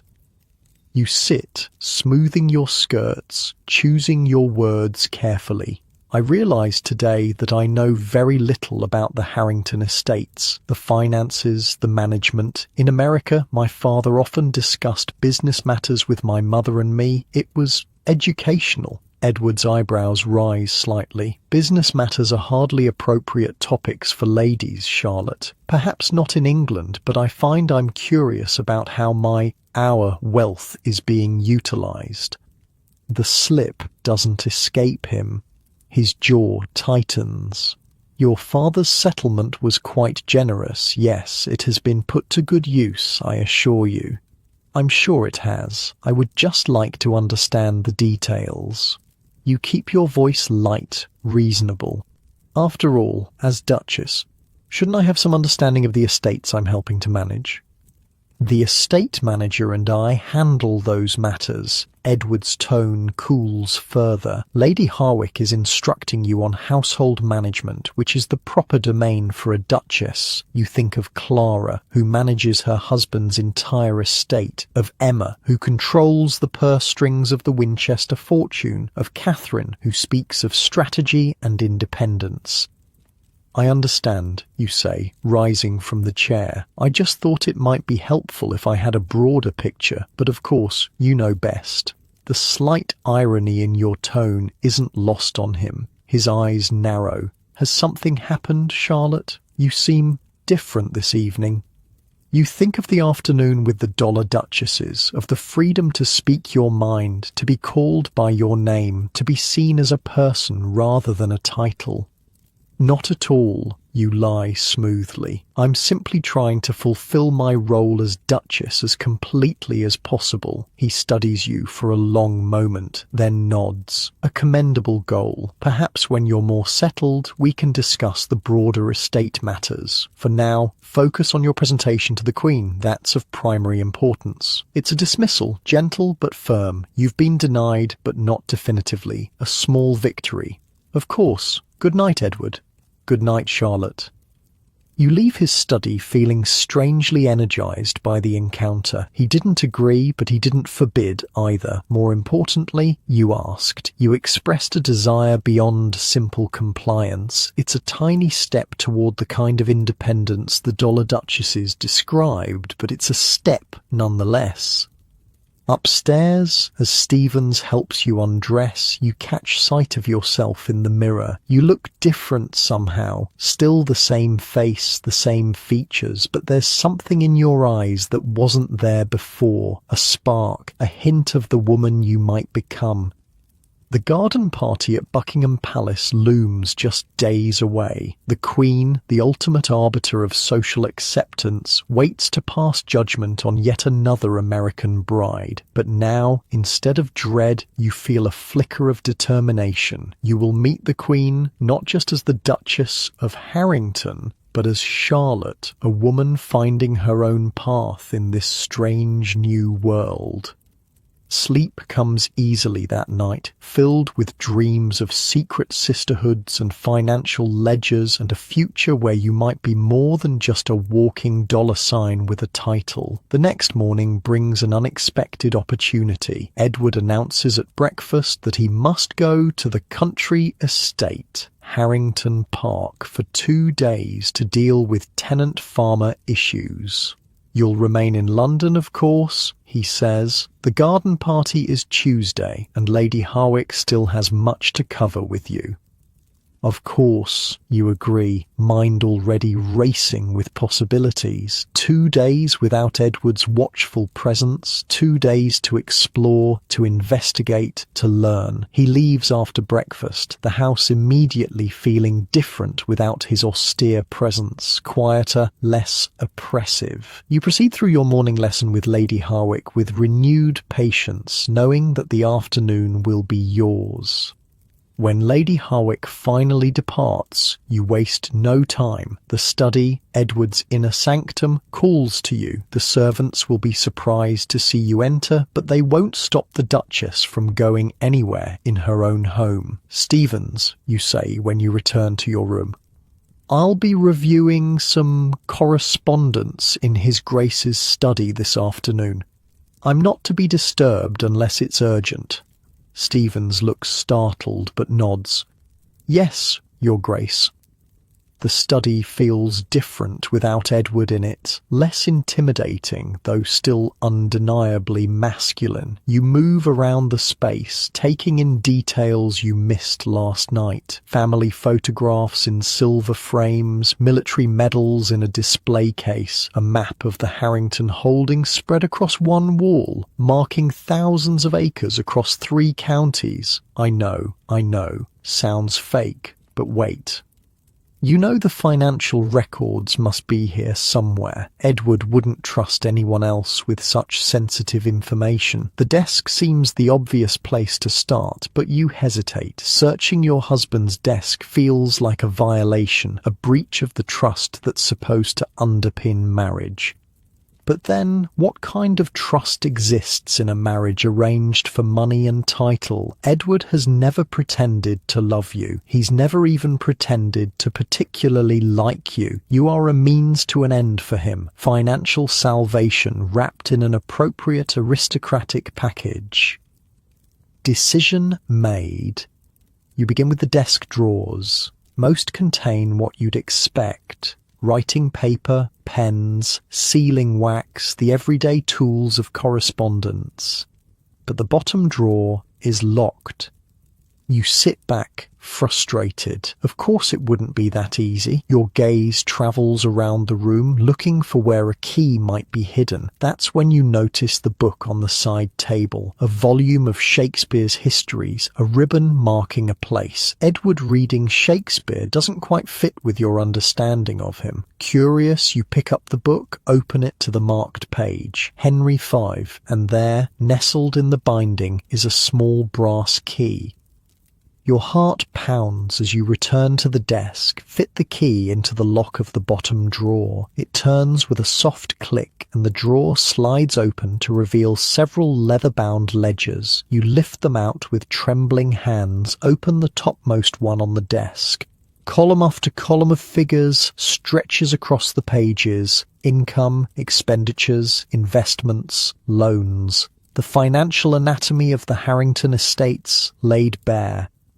It takes you a moment to make sense of it all. Your father taught you to read financial statements, an unusual education for a young woman, but one he insisted on. Never trust anyone else with your money, he would say. Not even your husband, especially not your husband. As the figures begin to coalesce into meaning, a picture emerges that makes your stomach clench. The Harrington estates were not merely in difficulty before your marriage, they were on the verge of complete collapse. Mortgages on the London house, on the country estate, on properties you didn't even know existed, gambling debts, failed investments, loans from moneylenders at ruinous interest rates. And then, the week after your wedding, a transformation. Debts paid, mortgages cleared, investment accounts established, a financial resurrection made possible by your father's millions. But what truly chills you is the second ledger, the current accounts. Money flowing out as quickly as it had flowed in, new loans, new debts, racing losses, and a recurring payment to someone identified only as L, substantial sums delivered monthly to an address in Chelsea. You sit back, mind reeling. At the current rate of expenditure, even your vast dowry will be depleted within 5 years. And then what? What happens to the Duchess of Harrington when the dollars run out? The sound of the front door opening startles you from your thoughts. Voices in the hall. Edward's voice. He's returned early. Heart racing, you quickly return the ledgers to the drawer, lock it, replace the key in the Shakespeare volume. You're barely out of the chair when the study door opens. Edward stops short at the sight of you, his expression shifting from surprise to suspicion. "Charlotte, what are you doing in here?"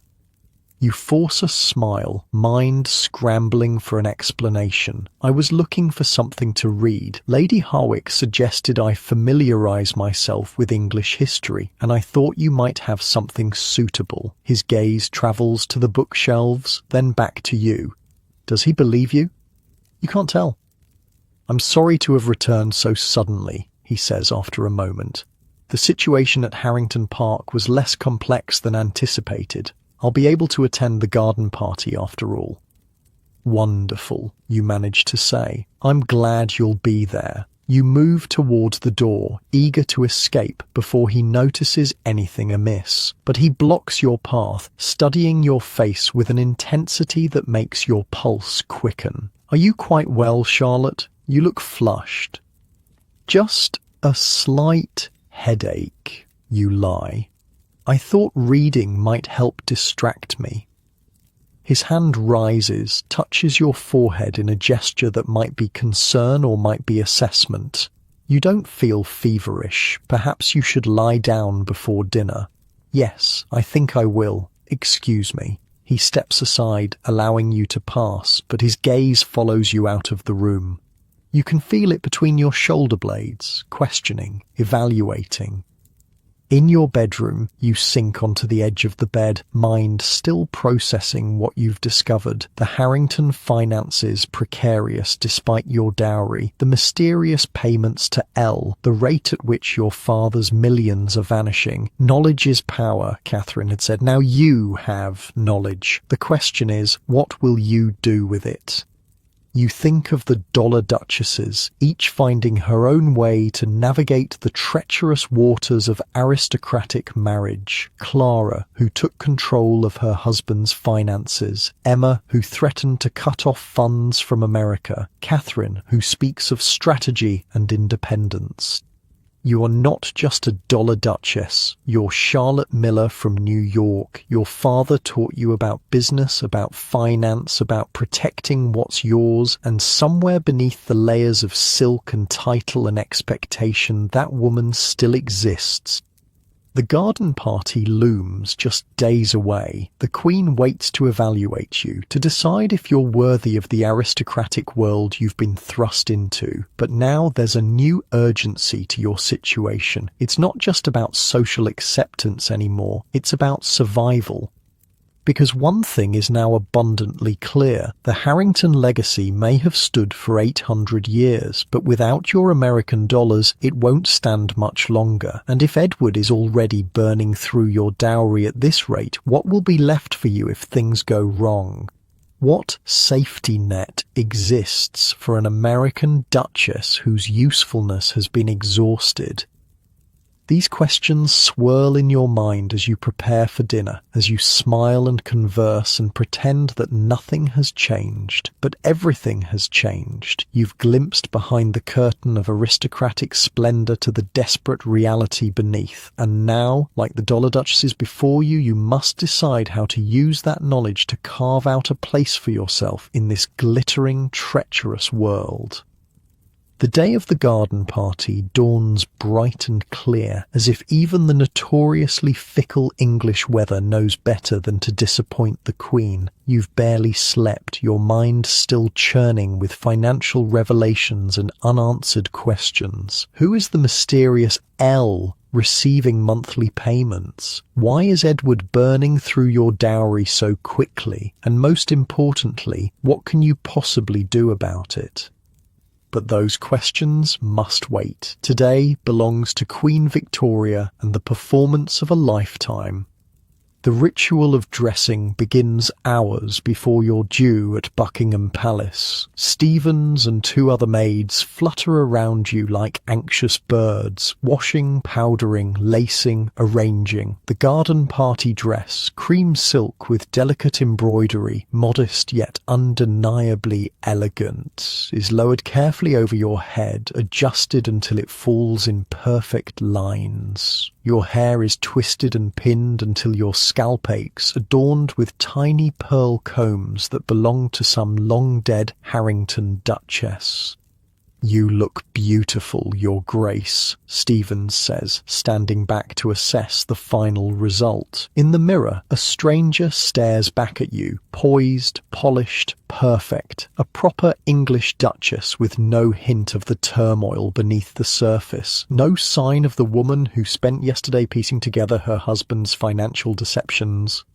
Edward appears in the doorway, resplendent in formal morning dress, his expression unreadable as he surveys you. "Satisfactory," he pronounces, which you've learned is high praise indeed. The carriage is waiting. On the ride to Buckingham Palace, he reviews protocol for the 1,000th time.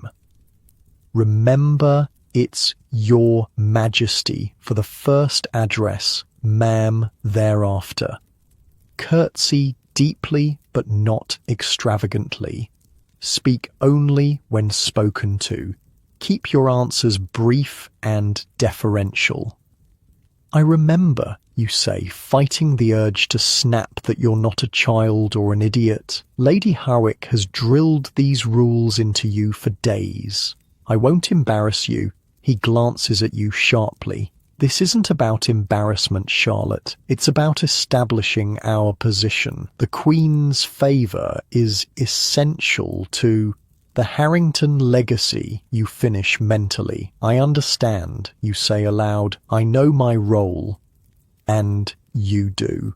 Your role is to charm the Queen, to secure the social position that Edward needs to maintain his status, to be the perfect duchess while he squanders your father's millions on God knows what or who.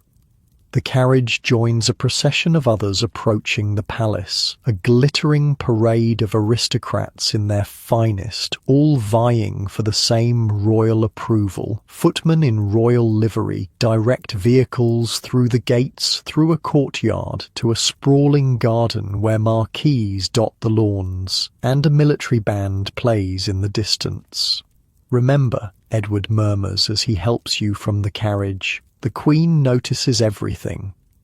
The gardens are a carefully orchestrated tableau of power. Hundreds of guests mill about in their finery, divided into distinct social clusters that you can now recognise after weeks of Lady Howick's instruction. The highest aristocracy here, political figures there, diplomats in their own enclave, social climbers hovering at the edges of more established groups.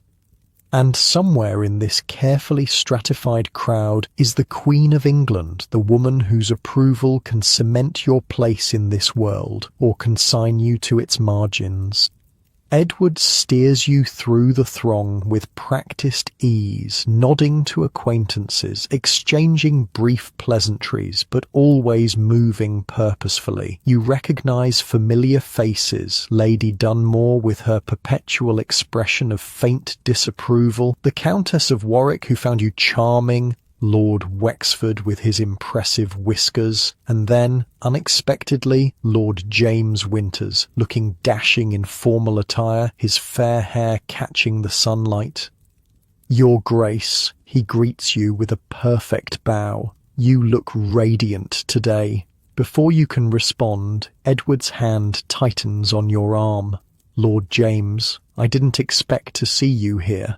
"My brother was indisposed," Lord James explains smoothly. "Someone had to represent the family and I drew the short straw." His eyes twinkle with humour that softens the formality of the occasion, though now I see it as the long straw indeed. The compliment hangs in the air between you. Edward's jaw tightens almost imperceptibly. "If you'll excuse us," he says coolly, "we're expected elsewhere." "Of course." Lord James bows again. "I hope we'll have the chance to speak later, Your Grace." As Edward leads you away, you can feel his disapproval radiating like heat. "That man is becoming a nuisance," he mutters. You think of what Catherine told you, that Lord James encourages American wives to maintain independence, to keep control of their finances. No wonder Edward dislikes him. He was only being polite, you say mildly. He was being familiar, Edward corrects. And you were encouraging him. "I barely spoke 2 words. It's not what you say, Charlotte. It's how you look at him." The accusation stings, partly because there's a grain of truth to it. You do find Lord James's company refreshing, his lack of pretension, his genuine interest in America, his easy smile, but to suggest you're behaving inappropriately is unfair and infuriating. Before you can formulate a response that won't cause a scene, a ripple of attention passes through the crowd. Voices lower, postures straighten, all eyes turn toward a central marquee where a small round figure in black has appeared, surrounded by attendants. The Queen. "Come," Edward says, all other concerns forgotten in the face of this crucial moment.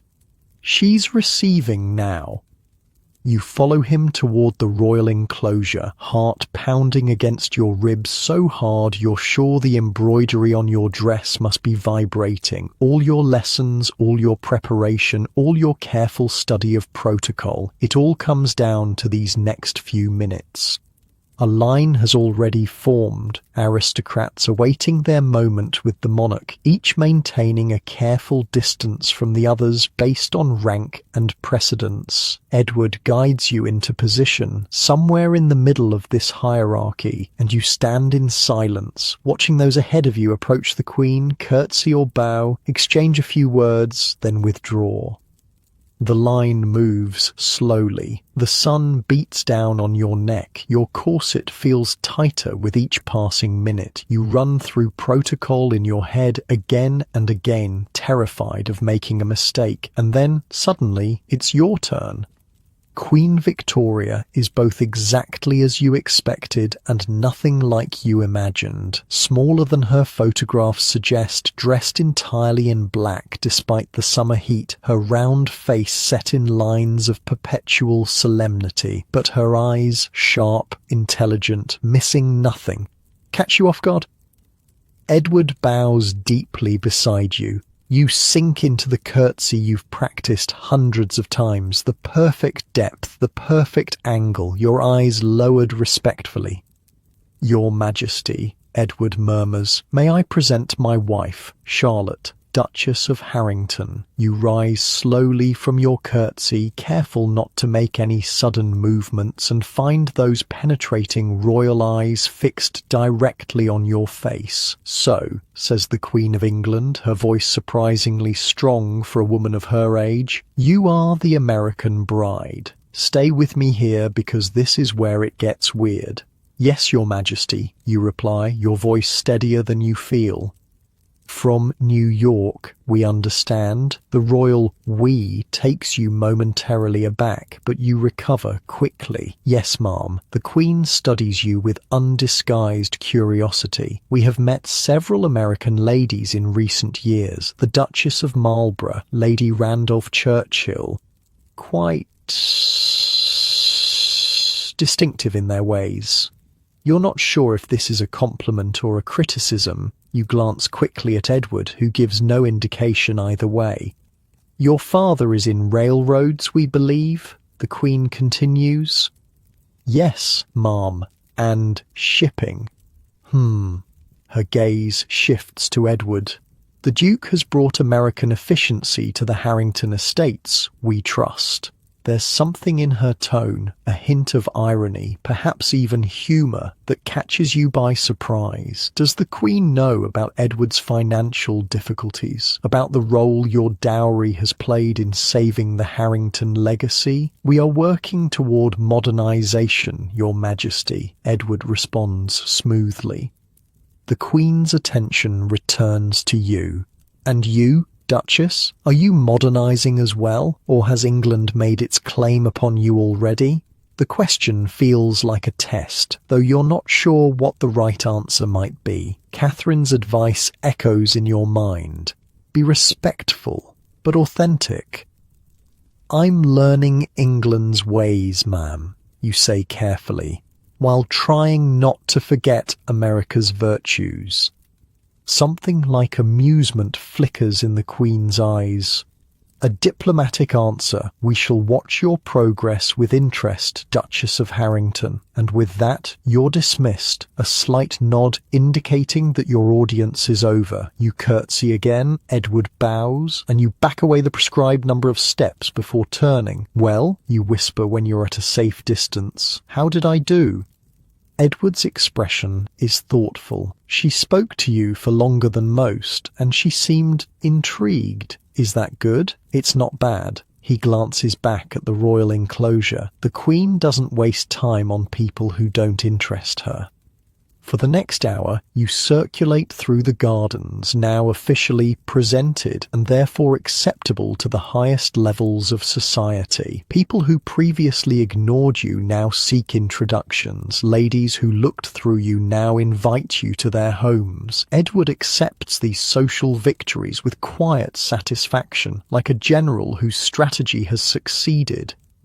You play your part perfectly. Gracious, modest, just American enough to be interesting, but not so American as to be vulgar. But beneath the performance, your mind keeps returning to the financial ledgers, to the mysterious payments, to the question of what happens when the money runs out. The crowd shifts, and suddenly Lord James is at your side again. This time, Edward has been drawn into conversation with a government minister several feet away, leaving you momentarily unattended. "The Queen was impressed," Lord James says without preamble. "I could tell from across the lawn. Were you watching me?" The question comes out more flirtatiously than intended. "Among others," he admits with a smile. "You're the most interesting person here, Duchess." "Because I'm American." "Because you're observant. You watch and listen more than you speak, a rare quality in any society, English or American. The observation surprises you. You hadn't thought of your careful navigation of social rules as observation, but he's right. You've been watching, learning, evaluating from the moment you arrived in England. My father taught me that, you say. In business, the person who listens most learns most. A wise man. Lord James's expression grows more serious. I understand you've made the acquaintance of Lady Winchester and her circle. Your pulse quickens. How does he know about the Dollar Duchesses? Yes, I called on her last week. They're good women, smart women. His voice lowers. Women who've learned to protect themselves in a world that sees them primarily as vehicles for fortune. He knows, he understands what the group really is, what it means to you. Why are you telling me this? You ask, suddenly wary. Is this some kind of trap? Because I've seen what happens to American heiresses who don't find allies. His blue eyes hold yours steadily. My sister-in-law, Helen, was fortunate. Many others are not. Before you can respond, Edward reappears at your side, his expression glacial as he takes in your tete-a-tete with Lord James. Charlotte, he says, his voice tight with controlled anger, Lady Pembroke is asking for you. Lord James withdraws with a bow, but not before giving you a look of unmistakable warning. Be careful, his eyes say. The rest of the garden party passes in a blur of introductions and small talk. Edward remains at your side, his hand firm on your arm, guiding you, controlling you.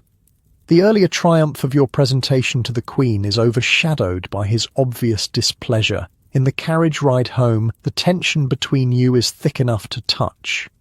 I told you about Lord James, Edward says finally, his voice cold. I warned you. We were only talking, you defend, in full view of hundreds of people, including the Queen. It's not about propriety, Charlotte. It's about loyalty. The word hangs between you, heavy with implication. Loyalty, as if your marriage is based on anything other than financial necessity disguised as social advancement. Loyalty, you repeat, a dangerous edge entering your voice. Like your loyalty to me?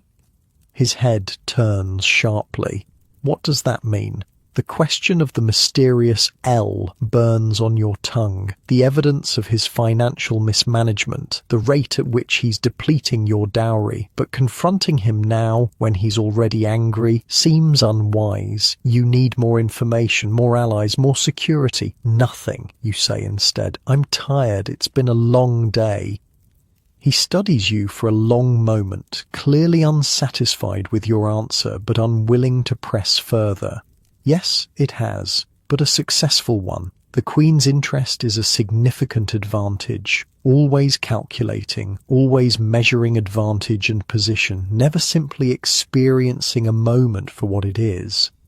When you arrive home, you retreat to your room, claiming fatigue. In truth, you need space to think, to plan. The garden party has shifted your position in society. You're now officially accepted, presented, approved by the highest authority. But it's also brought new complications. Edward's suspicion, Lord James's warning, the knowledge that your financial situation may be even more precarious than you realized.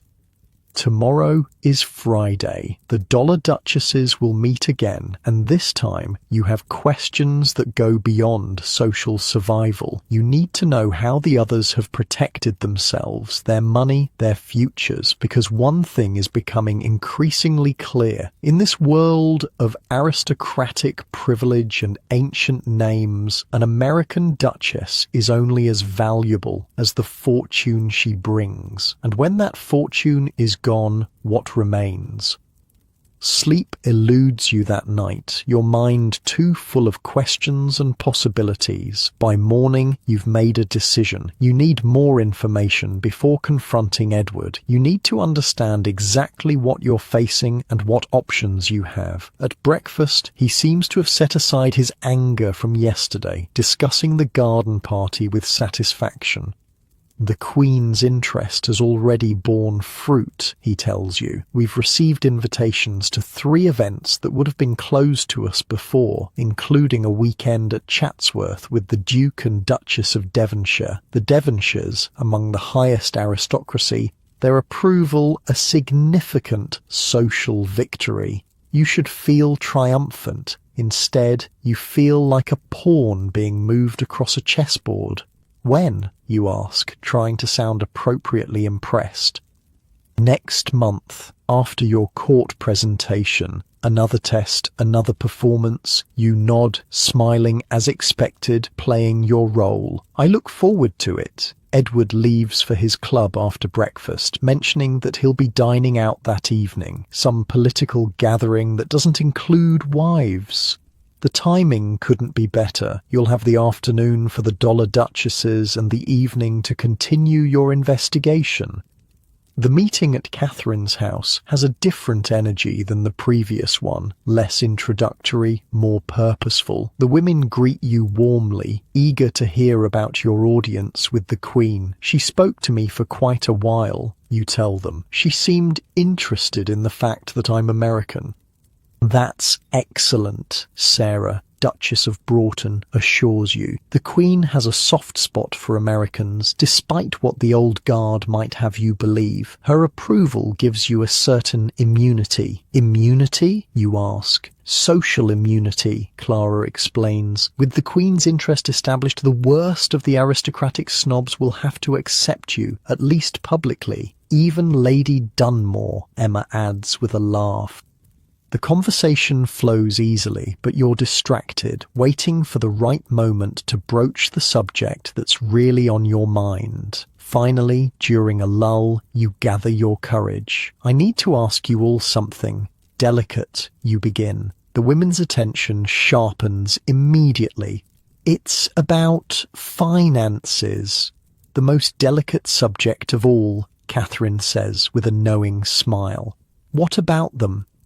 You hesitate, then decide honesty is your only option with these women who've become your allies. I've discovered that my husband is mismanaging my dowry significantly, and there are regular payments to someone identified only as L in his ledgers. A weighty silence falls over the room. The women exchange glances that contain entire conversations. How did you discover this? Clara asks finally.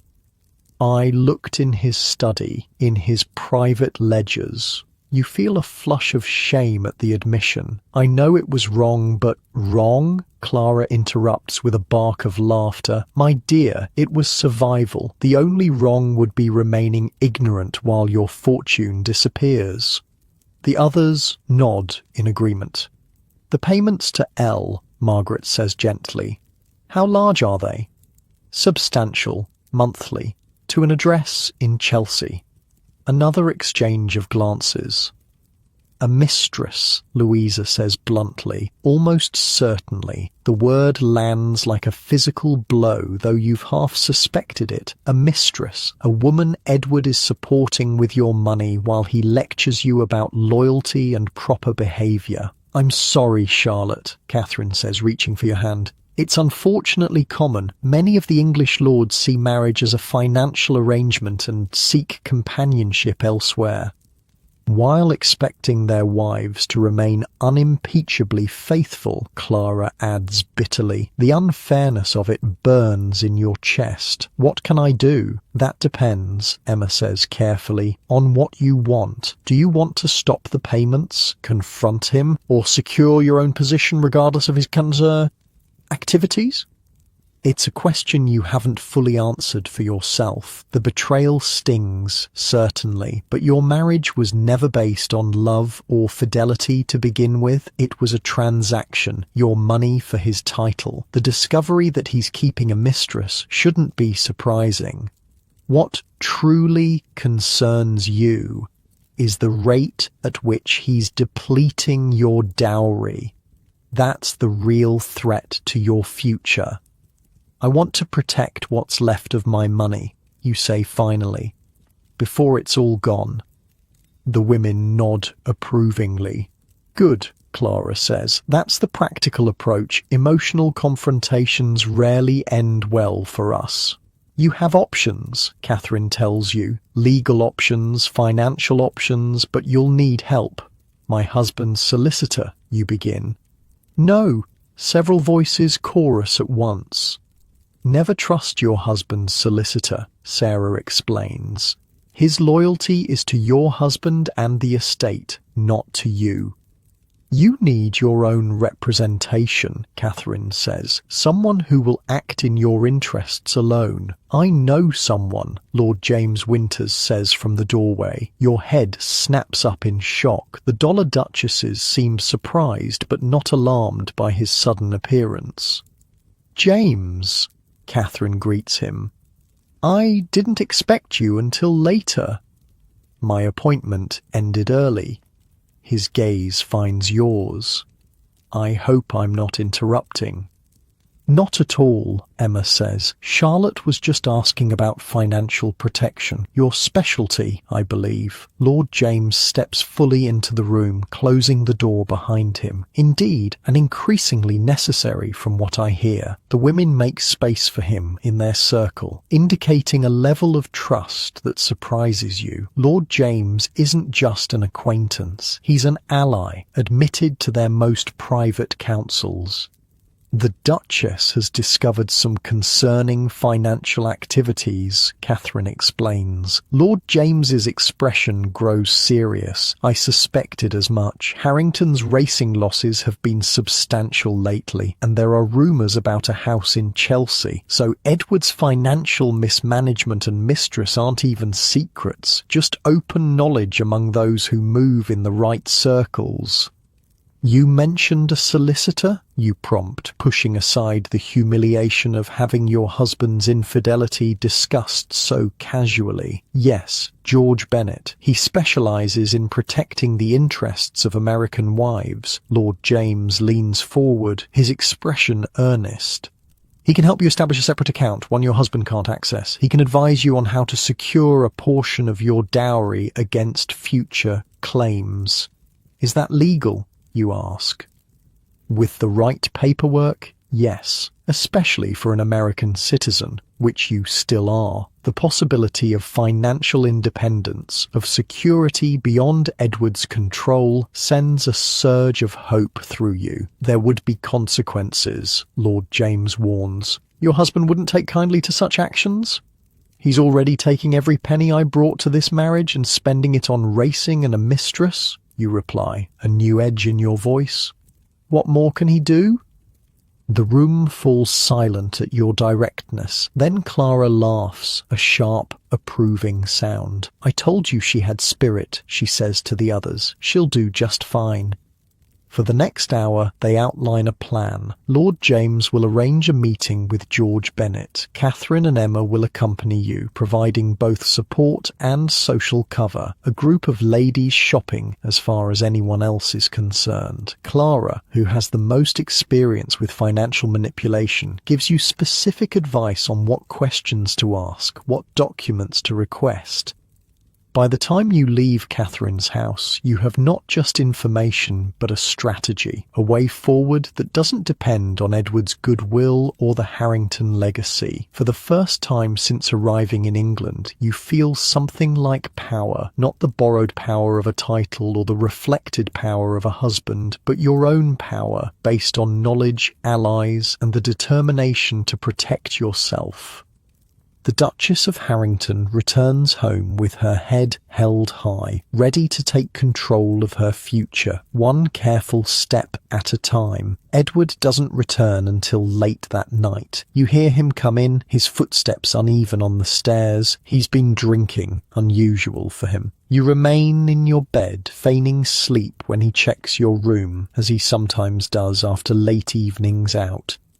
The door opens, light from the hallway spilling across your bed. You keep your breathing deep and regular, eyes closed. After a moment, the door closes again. His footsteps continue down the hall to his own bedroom. Tomorrow, you'll begin implementing your plan. Tomorrow, you'll take the first steps toward independence. But tonight, you allow yourself to simply rest, secure in the knowledge that you're no longer alone in this strange new world. You dream of ledgers and secret meetings and a future where you are more than just a dollar duchess, where you are Charlotte again, but a new Charlotte, stronger and wiser than the girl who crossed an ocean for a title. In the morning, Edward appears at breakfast, looking slightly worse for wear. Evidence of his late night. He studies you over his coffee cup, a question in his bloodshot eyes. You seem different this morning, he observes. You smile, butter your toast with steady hands. Do I? Perhaps it's just the success of the garden party. As you said, the Queen's approval changes things. He accepts this explanation, but his gaze lingers on your face, searching for something he can't quite identify. The knowledge that you're keeping secrets, making plans, forming alliances, gives you a small thrill of power. I'll be out this afternoon, you tell him casually. Shopping with Lady Ashford and Lady Winchester. Or more gowns? He asks with a hint of disapproval. You've already spent a small fortune on your wardrobe. The irony of him criticizing any expenditure while he maintains a mistress in Chelsea nearly makes you laugh. Instead, you maintain your composed expression. A duchess must be properly attired, you remind him, echoing Lady Harwick's frequent refrain. Especially now that we're invited to Chatsworth. He can hardly argue with that. The visit to the Duke and Duchess of Devonshire is a significant social coup, one that requires appropriate display. Very well, he concedes. Just try to show some restraint. The bills from Madame Beaumont have been considerable. A drop in the ocean compared to his racing losses and monthly payments to L, but you merely nod in agreement. Of course. As he leaves for his club, you feel a strange mix of emotions, anger at his hypocrisy, determination to protect yourself, and underneath it all, a faint sadness for what this marriage might have been under different circumstances. But there's no time for regrets or what-ifs. You have an appointment with a solicitor, a plan to secure your future, and a new sense of purpose that has nothing to do with being the Duchess of Harrington and everything to do with being Charlotte Miller. The game has changed, the rules have shifted, and you're no longer just a pawn on the aristocratic chessboard. You're a player, making your own moves, determining your own fate. The Queen may have given you social acceptance, but the dollar duchesses have given you something far more valuable. A path to independence in a world designed to keep you dependent. And that, more than any royal approval, is worth its weight in gold. Or rather, in dollars, American dollars, your dollars, the fortune you brought to this marriage and the portion of it you're now determined to protect, no matter what it takes. The offices of George Bennett, solicitor, occupy the second floor of a discreet building near Lincoln's Inn Fields. No grand marble entrance, no ostentatious sign announcing its presence, just a polished brass plate beside the door and a quiet atmosphere of serious business being conducted behind closed doors. Catherine and Emma flank you as you climb the narrow staircase, their presence both comforting and protective. To anyone observing, you're simply three ladies taking tea after a shopping expedition. The hat boxes and parcels you carry, purchased hastily at Liberty's as cover, complete the illusion. The man who rises to greet you is not what you expected. George Bennett is younger than you anticipated, perhaps 40, with intelligent eyes behind wire-rimmed spectacles and the brisk manner of someone who values efficiency over ceremony. "Your Grace," he says, bowing slightly. "Lady Ashford, Lady Winchester. Please, be seated." The office is small but well appointed, lined with law books and filing cabinets. No ostentation, just the tools of his trade and a desk piled with neat stacks of documents. Lord Winters has explained your situation in general terms. Bennett continues once you're settled. But I'll need specifics to advise you properly. You glance at Catherine, who nods encouragingly. Emma reaches over to squeeze your hand briefly. With their silent support, you begin to explain the dowry, the financial ledgers you discovered, the rate of expenditure, the mysterious payments to L. Bennett listens without interruption, occasionally making notes on a pad before him. His expression reveals nothing, neither shock nor judgment. A not uncommon situation, unfortunately, he says when you finish. The law generally favours husbands in matters of marital finance, but there are strategies available, particularly for American wives. What kind of strategies, you ask? That depends on your goals, Your Grace. Are you seeking divorce? The question catches you off guard. Divorce. The nuclear option, a social catastrophe that would destroy your position and possibly send you back to America in disgrace. No, at least not at present. Bennett nods, as if this is the answer he expected. Then what we're discussing is financial protection, securing a portion of your assets beyond your husband's control, creating a safety net should circumstances deteriorate. You think of the ledgers, of the rapidly diminishing fortune, of the monthly payments to the mysterious L in Chelsea. Yes, that's exactly what I want. Good, direct and practical. Bennett adjusts his spectacles. Here's what can be done. What follows is a crash course in financial self-defense. Bennett explains the legal mechanisms available, separate accounts in American banks, investments in your name alone, trust arrangements that would protect a portion of your wealth for your future children while still allowing you access to the income. Your father's settlement, he asks, was it structured as a lump sum or as phased payments? A lump sum, you reply.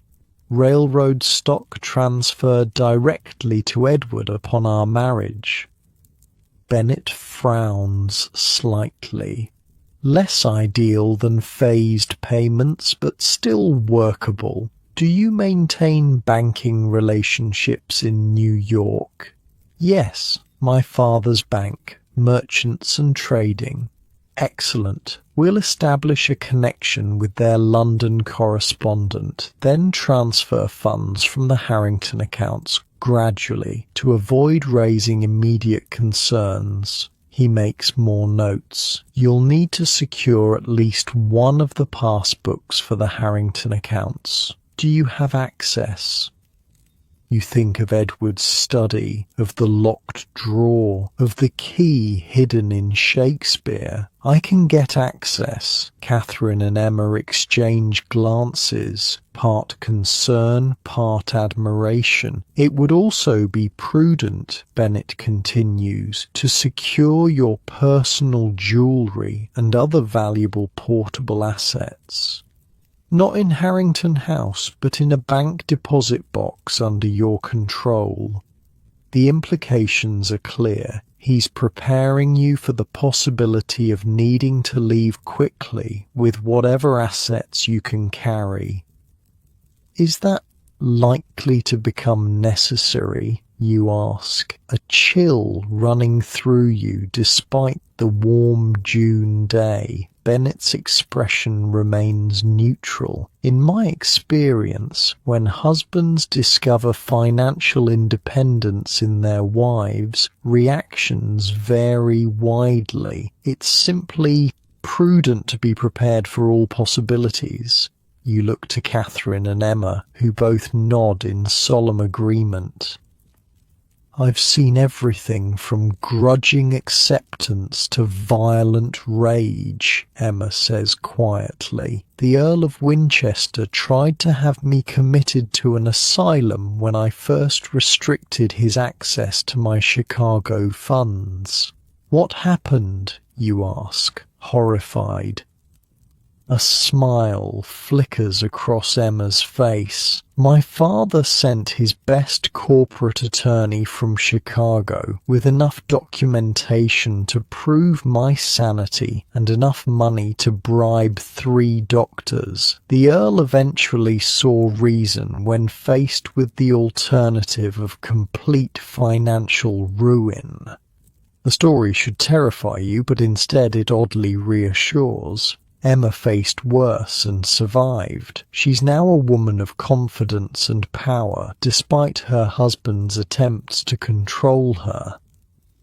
I understand, you say, turning back to Bennett. What do I need to sign? For the next hour, you review and sign documents, authorizations, account openings, transfer instructions. Bennett explains each one carefully, ensuring you understand exactly what you're agreeing to. The critical phase, he says as you finalize the paperwork, will be the next 2 weeks. We need to secure the funds before the Duke becomes aware of our activities. Once the money is protected, his options become limited. And if he discovers what I've done before, then. Bennett meets your gaze directly. Then the situation becomes more complicated. Do you have somewhere you could go if necessary? A friend's house, perhaps? She can come to me, Catherine says immediately. Lord Ashford is in Scotland for the summer. My house is secure. Another piece of the safety net falls into place. You're not alone anymore. You have allies, resources, options that didn't exist just days ago. As you leave Bennett's office, parcels and hat boxes still in hand to maintain the shopping charade, you feel a profound shift in your understanding of your situation. You're still the Duchess of Harrington, still bound by the rules and expectations of aristocratic society. But beneath that role, you're building something else. A foundation of independence, a network of support, a future that doesn't depend entirely on Edward's goodwill or the Harrington legacy. You did well, Catherine tells you as your carriage rolls toward Harrington House. Bennett is impressed by you. He doesn't impress easily. What happens now, you ask? Now, Emma says with a grim smile, we wait. The wheels are in motion. Your funds will be secured gradually over the next 2 weeks. Bennett will handle everything discreetly. And Edward, Catherine and Emma exchange glances. Continue as normal, Catherine advises. Give him no reason to suspect anything has changed. Once your position is secure, you can decide how to proceed. Confront him about the mistress, negotiate new financial arrangements, or simply maintain the status quo with the knowledge that you're protected. The carriage stops before Harrington House, imposing and austere against the summer sky. This house that once intimidated you now seems different. Still grand, still steeped in history, but no longer a prison. Just a place where you happen to live, for now.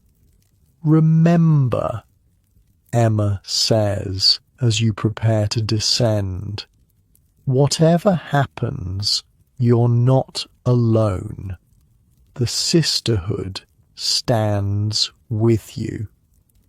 The sisterhood, the Dollar Duchesses, American women who faced the same challenges, navigated the same treacherous waters, and emerged stronger, wiser, more powerful than before. Thank you, you say, meaning it with every fibre of your being, for everything. You climb the steps to Harrington House with your head high, no longer the terrified bride who arrived just weeks ago. You're still playing a role, duchess, wife, aristocratic hostess, but now it's a conscious performance rather than a desperate attempt to belong. Inside, the house is quiet. The servants moving with their usual silent efficiency. There's no sign of Edward, which doesn't surprise you. He's rarely home during the day, preferring his club or the racetrack to domestic life.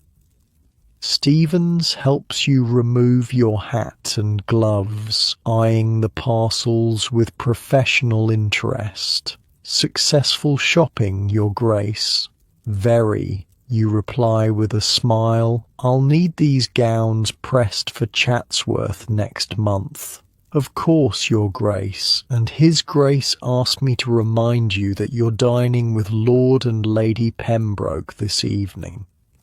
Another social obligation, another performance, but this one feels different now, less a test to be endured and more a role to be played. You're an actress on the London stage, and aristocratic society is merely your audience. The next 2 weeks pass in a carefully maintained illusion of normalcy. You attend dinners and musicales, you continue your lessons with Lady Harwick, who declares you almost acceptable, high praise indeed from her. You prepare for the weekend at Chatsworth, selecting gowns and jewels with Stephen's assistance. Edward notices nothing amiss. He continues his usual routine, breakfast at home, days at his club, or attending to estate business, evenings divided between social obligations with you and engagements you're not invited to. You don't need Bennett's investigation to confirm that many of these solo evenings are spent in Chelsea with the mysterious L. Every few days, Bennett sends discreet updates via Catherine. Funds transferred, accounts established, investments secured. The process is slower than you'd like, but necessary to avoid raising alarms at the bank or with Edward's financial managers. The Friday meetings with the Dollar Duchesses continue, now focused on practical advice for your new circumstances. Clara shares her strategies for managing a household budget independently of her husband. Sarah explains how she maintains social appearances while quietly building her own financial empire. Louisa offers insights on balancing the demands of aristocratic life with personal independence. The trick, she tells you one afternoon over tea at Catherine's house, is to give them what they need: the perfect hostess, the appropriate wife, the social asset, while keeping your true self separate and protected. A performance, you suggest. Exactly. They married the role, not the woman, so give them the role and keep the woman for yourself. It's a strategy born of necessity, of survival in a world that values women primarily as decorative adjuncts to male power. Not ideal, perhaps, but practical, and you're becoming increasingly practical these days. Lord James Winters appears occasionally at these gatherings, always bringing useful information or connections. He's careful to maintain a respectful distance, to give no one reason to question the propriety of your relationship. But there's an undeniable connection between you, a shared perspective, a mutual respect, a friendship that could perhaps be something more under different circumstances. You're not naive enough to imagine a romantic future with him. You're married, bound by law and custom to Edward and the Harrington name. But Lord James represents something important, the possibility of being valued for yourself, not just for your fortune or your title. The weekend at Chatsworth arrives and passes in a blur of aristocratic splendour. The Duke and Duchess of Devonshire preside over a gathering of the highest echelon of society. Politicians, artists, fellow aristocrats, you navigate this rarefied world with growing confidence, no longer the uncertain American bride, but the Duchess of Harrington, secure in her position. Edward notices the change in you. You catch him watching you sometimes, a puzzled expression on his face, as if trying to identify what's different. You've adapted well, he tells you on the journey back to London. The Duchess of Devonshire was quite impressed. Thank you, you reply, accepting the compliment with the quiet confidence that's becoming your hallmark.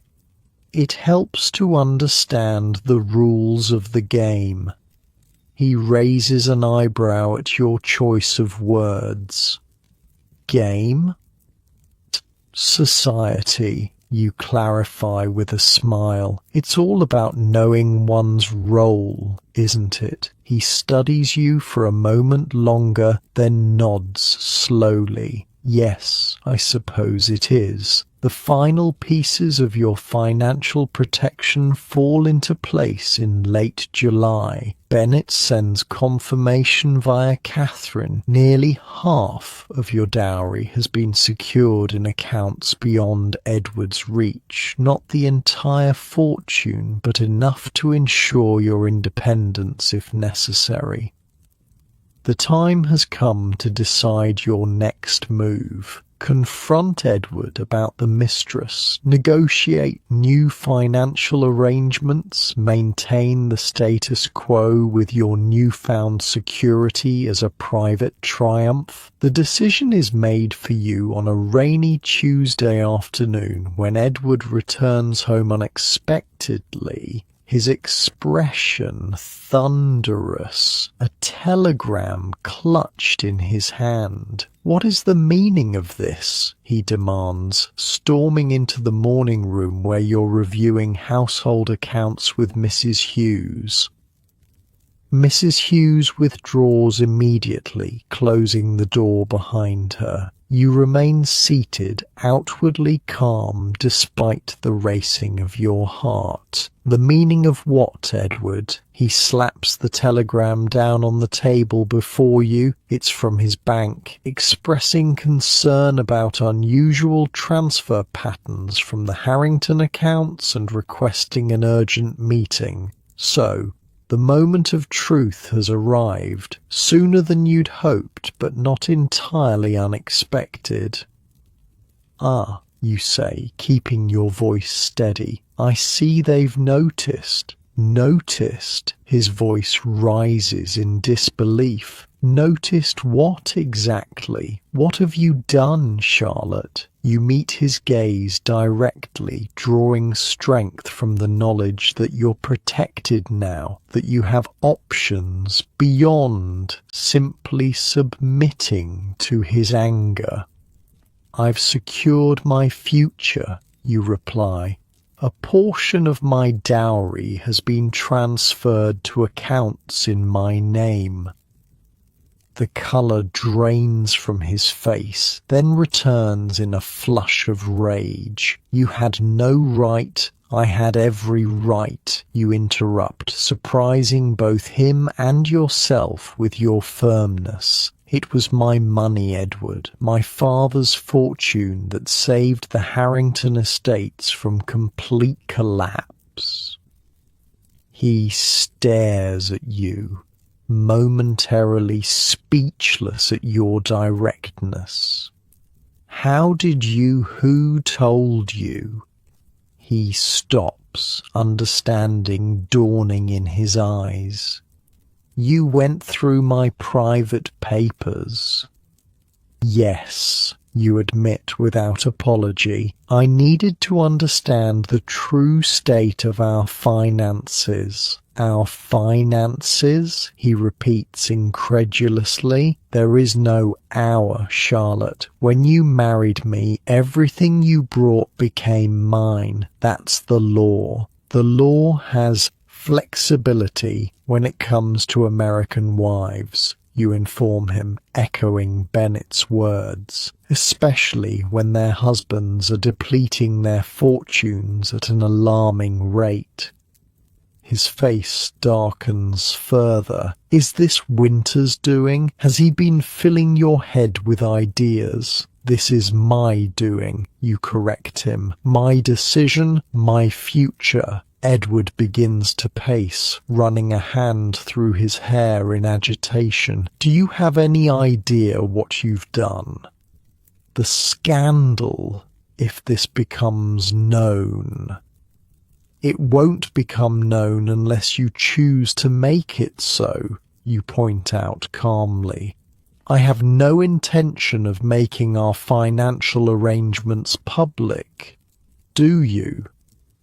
The question stops him short. Of course he doesn't want a public scandal. His position, his precious legacy depends on maintaining appearances. What do you want? He asks, finally, his voice cold. Is this some kind of blackmail? You almost laugh at the irony. No, Edward. This is self-preservation. I've seen the ledgers. I know how quickly you're burning through my dowry. I know about the racing losses, the failed investments. I know about the house in Chelsea. His head snaps up at the last reference. What do you know about Chelsea? Enough. You say simply. I'm not asking for a divorce. I'm not threatening to expose anything. I'm simply securing my future, and incidentally, yours, because when the money runs out, what happens to the Harrington legacy then? It's a question he's clearly been avoiding, and it lands like a blow. He sinks into a chair, the anger draining from him, replaced by something that might almost be respect. What exactly have you done? He asks after a long silence. Secured approximately half of my dowry in separate accounts, you explain. The income remains available for appropriate Harrington expenses, household costs, necessary estate improvements, legitimate business ventures, but not for gambling, not for personal entertainment in Chelsea. His mouth tightens at your bluntness, but he doesn't deny the implications. And the other half, he inquires with forced casualness, remains under your control for now. Consider it a gesture of goodwill. In truth, Bennett hadn't been able to secure more than half without raising too many red flags. But Edward doesn't need to know that. You've changed, he observes after studying you for a moment. Is this mustn't the girl who arrived from New York? No, you agree. It isn't. Another long silence falls between you. the tick of the mantel clock the only sound in the room. Finally, Edward speaks. What happens now? It's a reasonable question. What does happen now? You've secured your financial position, confronted the reality of your marriage, established your independence, but you're still the Duchess of Harrington, still bound to this man and his legacy, at least in the eyes of society. Now we continue, you say simply. You as Duke, me as Duchess. We maintain our social obligations, our public roles. We build the Harrington position as we've been doing. And privately? You consider this carefully. What do you want from this marriage beyond security? Certainly not love. That possibility vanished the moment you discovered the mistress in Chelsea. Not even particular affection. Edward has never shown much interest in you as a person, only as an asset. Privately, we establish new boundaries. You decide, I won't interfere with your personal affairs as long as they remain discreet. In return, I expect the same courtesy regarding my friendships and financial decisions. Friendships, he repeats, a hint of his earlier suspicion returning. With Winters? You meet his gaze steadily. My friendship with Lord James is entirely proper. It will remain so. But yes, I consider him a friend, along with Lady Ashford, Lady Winchester, and others who have helped me adjust to life in England. Edward's jaw works as he processes this. You can almost see the calculations running behind his eyes. The scandal of confrontation versus the benefits of accommodation, the cost of fighting you versus the advantage of compromise. And if I refuse these terms, he asks finally, then we have a problem, you reply calmly, one that would benefit neither of us. Another long moment of silence. Then, surprisingly, Edward laughs, a short, genuine sound of reluctant admiration. You would have made a formidable businessman, Charlotte. I learned from my father, you remind him. He didn't raise me to be decorative, despite what you and Lady Howick might prefer. Edward rises, straightens his jacket, reassembling his ducal dignity. I will need to speak with my solicitor about these arrangements. Of course, Mr. Bennet is available to discuss the details with him. It's all quite legal, I assure you. His eyebrows rise at Bennet's name, clearly recognizing it, which suggests Bennet's reputation for protecting American wives is well established. I see you've been thorough, Edward observes dryly, another quality I might have appreciated under different circumstances. We work with the circumstances we have, you reply, not the ones we might wish for. He studies you for a moment longer, then nods. Not quite in agreement, but in acknowledgement of the new reality between you.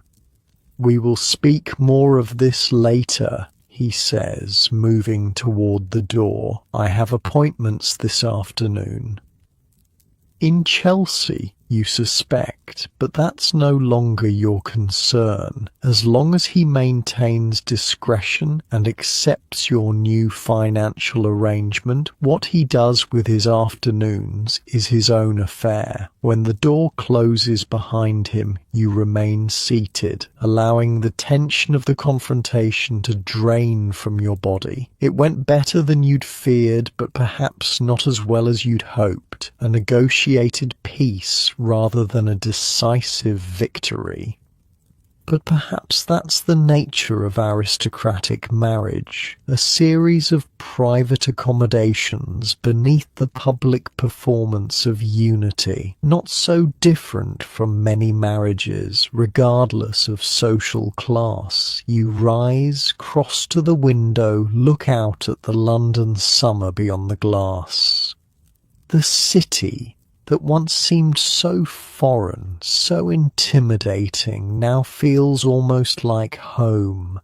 Not because you've been absorbed into its ways, but because you've carved out your own place within them. The door opens softly behind you, Stevens appearing with her usual silent efficiency. "Your Grace," Lady Ashford has called. She awaits you in the blue drawing room. "Catherine, here to learn the outcome of your confrontation with Edward, no doubt." "Thank you, Stevens. I'll go to her now." Catherine rises as you enter the drawing room, her expression anxious. Charlotte Mrs. Hughes sent word. "Is everything all right?" "Yes," you assure her, closing the door for privacy. "Edward discovered the transfers. We've had a discussion." "And?" Catherine's concern is palpable. "And we've reached an understanding." You smile slightly. "Not friendship, certainly not love, but a workable arrangement. He keeps his freedom, I keep mine, and we both maintain the public facade necessary for our positions." Catherine releases a breath of relief. "That's better than many achieve. Some husbands never accept any degree of independence in their wives." "Edward is practical, if nothing else," you observe. "He knows his lifestyle depends on maintaining at least some access to my fortune. Complete rupture would benefit neither of us." Catherine studies you with a mixture of pride and wonder. "Look at you. 6 weeks ago you were a terrified bride in a strange country. Now you're negotiating terms with a duke." The observation makes you laugh. "A significant transformation, I suppose." "More than significant, miraculous, and yet entirely earned." She takes your hands in hers. "You've done what many of us took years to achieve. Established your independence while maintaining your position. It's a delicate balance few manage successfully." Later that evening, after Catherine has gone and the house has settled into its nighttime rhythms, you sit at your dressing table as Stevens brushes your hair for bed. The familiar ritual is soothing after the emotional turbulence of the day. "Will there be anything else, Your Grace?" Stevens asks as she sets the brush down. "No, thank you. That will be all for tonight." When she's gone, you remain at the dressing table, studying your reflection in the mirror. The face that looks back at you is still young. You're barely 21, but the eyes hold a wisdom that wasn't there when you arrived in England. You're not the same Charlotte Miller who left New York as a bride. That girl, raised in privilege but sheltered from reality, no longer exists. In her place is a woman who has faced betrayal, navigated treacherous social waters, built alliances, and secured her own future. The Duchess of Harrington is no longer just a title you wear like an ill-fitting gown. It's become part of you, not the whole, but a facet of the complex woman you're becoming. Tomorrow will bring new challenges, new negotiations, new performances on the aristocratic stage. The weekend at Chatsworth was only the beginning of your social ascent, now powered not just by Edward's title, but by your own growing confidence and connections. There will be more garden parties, more presentations, more carefully choreographed interactions with the highest levels of society. There will be seasons at Harrington Park, the country estate you've yet to visit, where you'll preside as chatelaine over an entirely different social world. And through it all, you'll maintain your dual existence, the perfect duchess in public, the independent woman in private. You'll continue meeting with the dollar duchesses, building your network of support and information. You'll manage your secured fortune, perhaps even grow it through careful investment, as your father taught you. You might even, in time, find something like happiness, not the fairy tale romance you once dreamed of, perhaps, but a life of purpose, power, and genuine connection with those who see you for who you truly are. Outside your window, London stretches into the summer night, a city of opportunity and danger, tradition and change. You're no longer afraid of it, no longer overwhelmed by its complexities and contradictions. You've made it your own, just as you've made the title of Duchess your own, on your terms, by your rules, with your American spirit intact beneath the English veneer. Not bad for a dollar princess who arrived just 6 weeks ago, terrified and alone. Not bad at all. The night deepens around Harrington House. Somewhere across town, in a house in Chelsea, Edward is probably with his mistress, the mysterious Elle, who unknowingly played a role in your awakening. In her own way, she helped set you free. Free from illusions about your marriage, free from the naive belief that titles and traditions would somehow transform your life into a fairy tale. In Catherine's elegant townhouse, the dollar duchesses might be discussing your victory, planning their next strategies for survival and success in this gilded world they've married into. In George Bennett's office, financial transfers continue, securing your future £1 at a time. And here, in your bedroom at Harrington House, you prepare for sleep not as a prisoner in a gilded cage, but as a woman who has found her strength, her voice, her place in a world never designed for her independence. Tomorrow will come with its duties and demands, its performances and pretenses. But tonight, you rest easy, secure in the knowledge that whatever the future holds, you will face it on your own terms.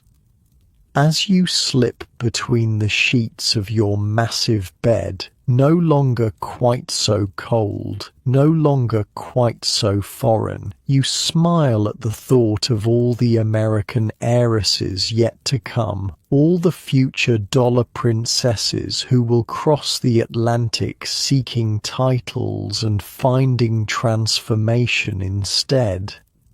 Perhaps someday you'll be the one offering guidance to a terrified young bride from New York or Chicago or San Francisco. Perhaps you'll be the Catherine to someone else's Charlotte, extending a hand of friendship across the divide between worlds.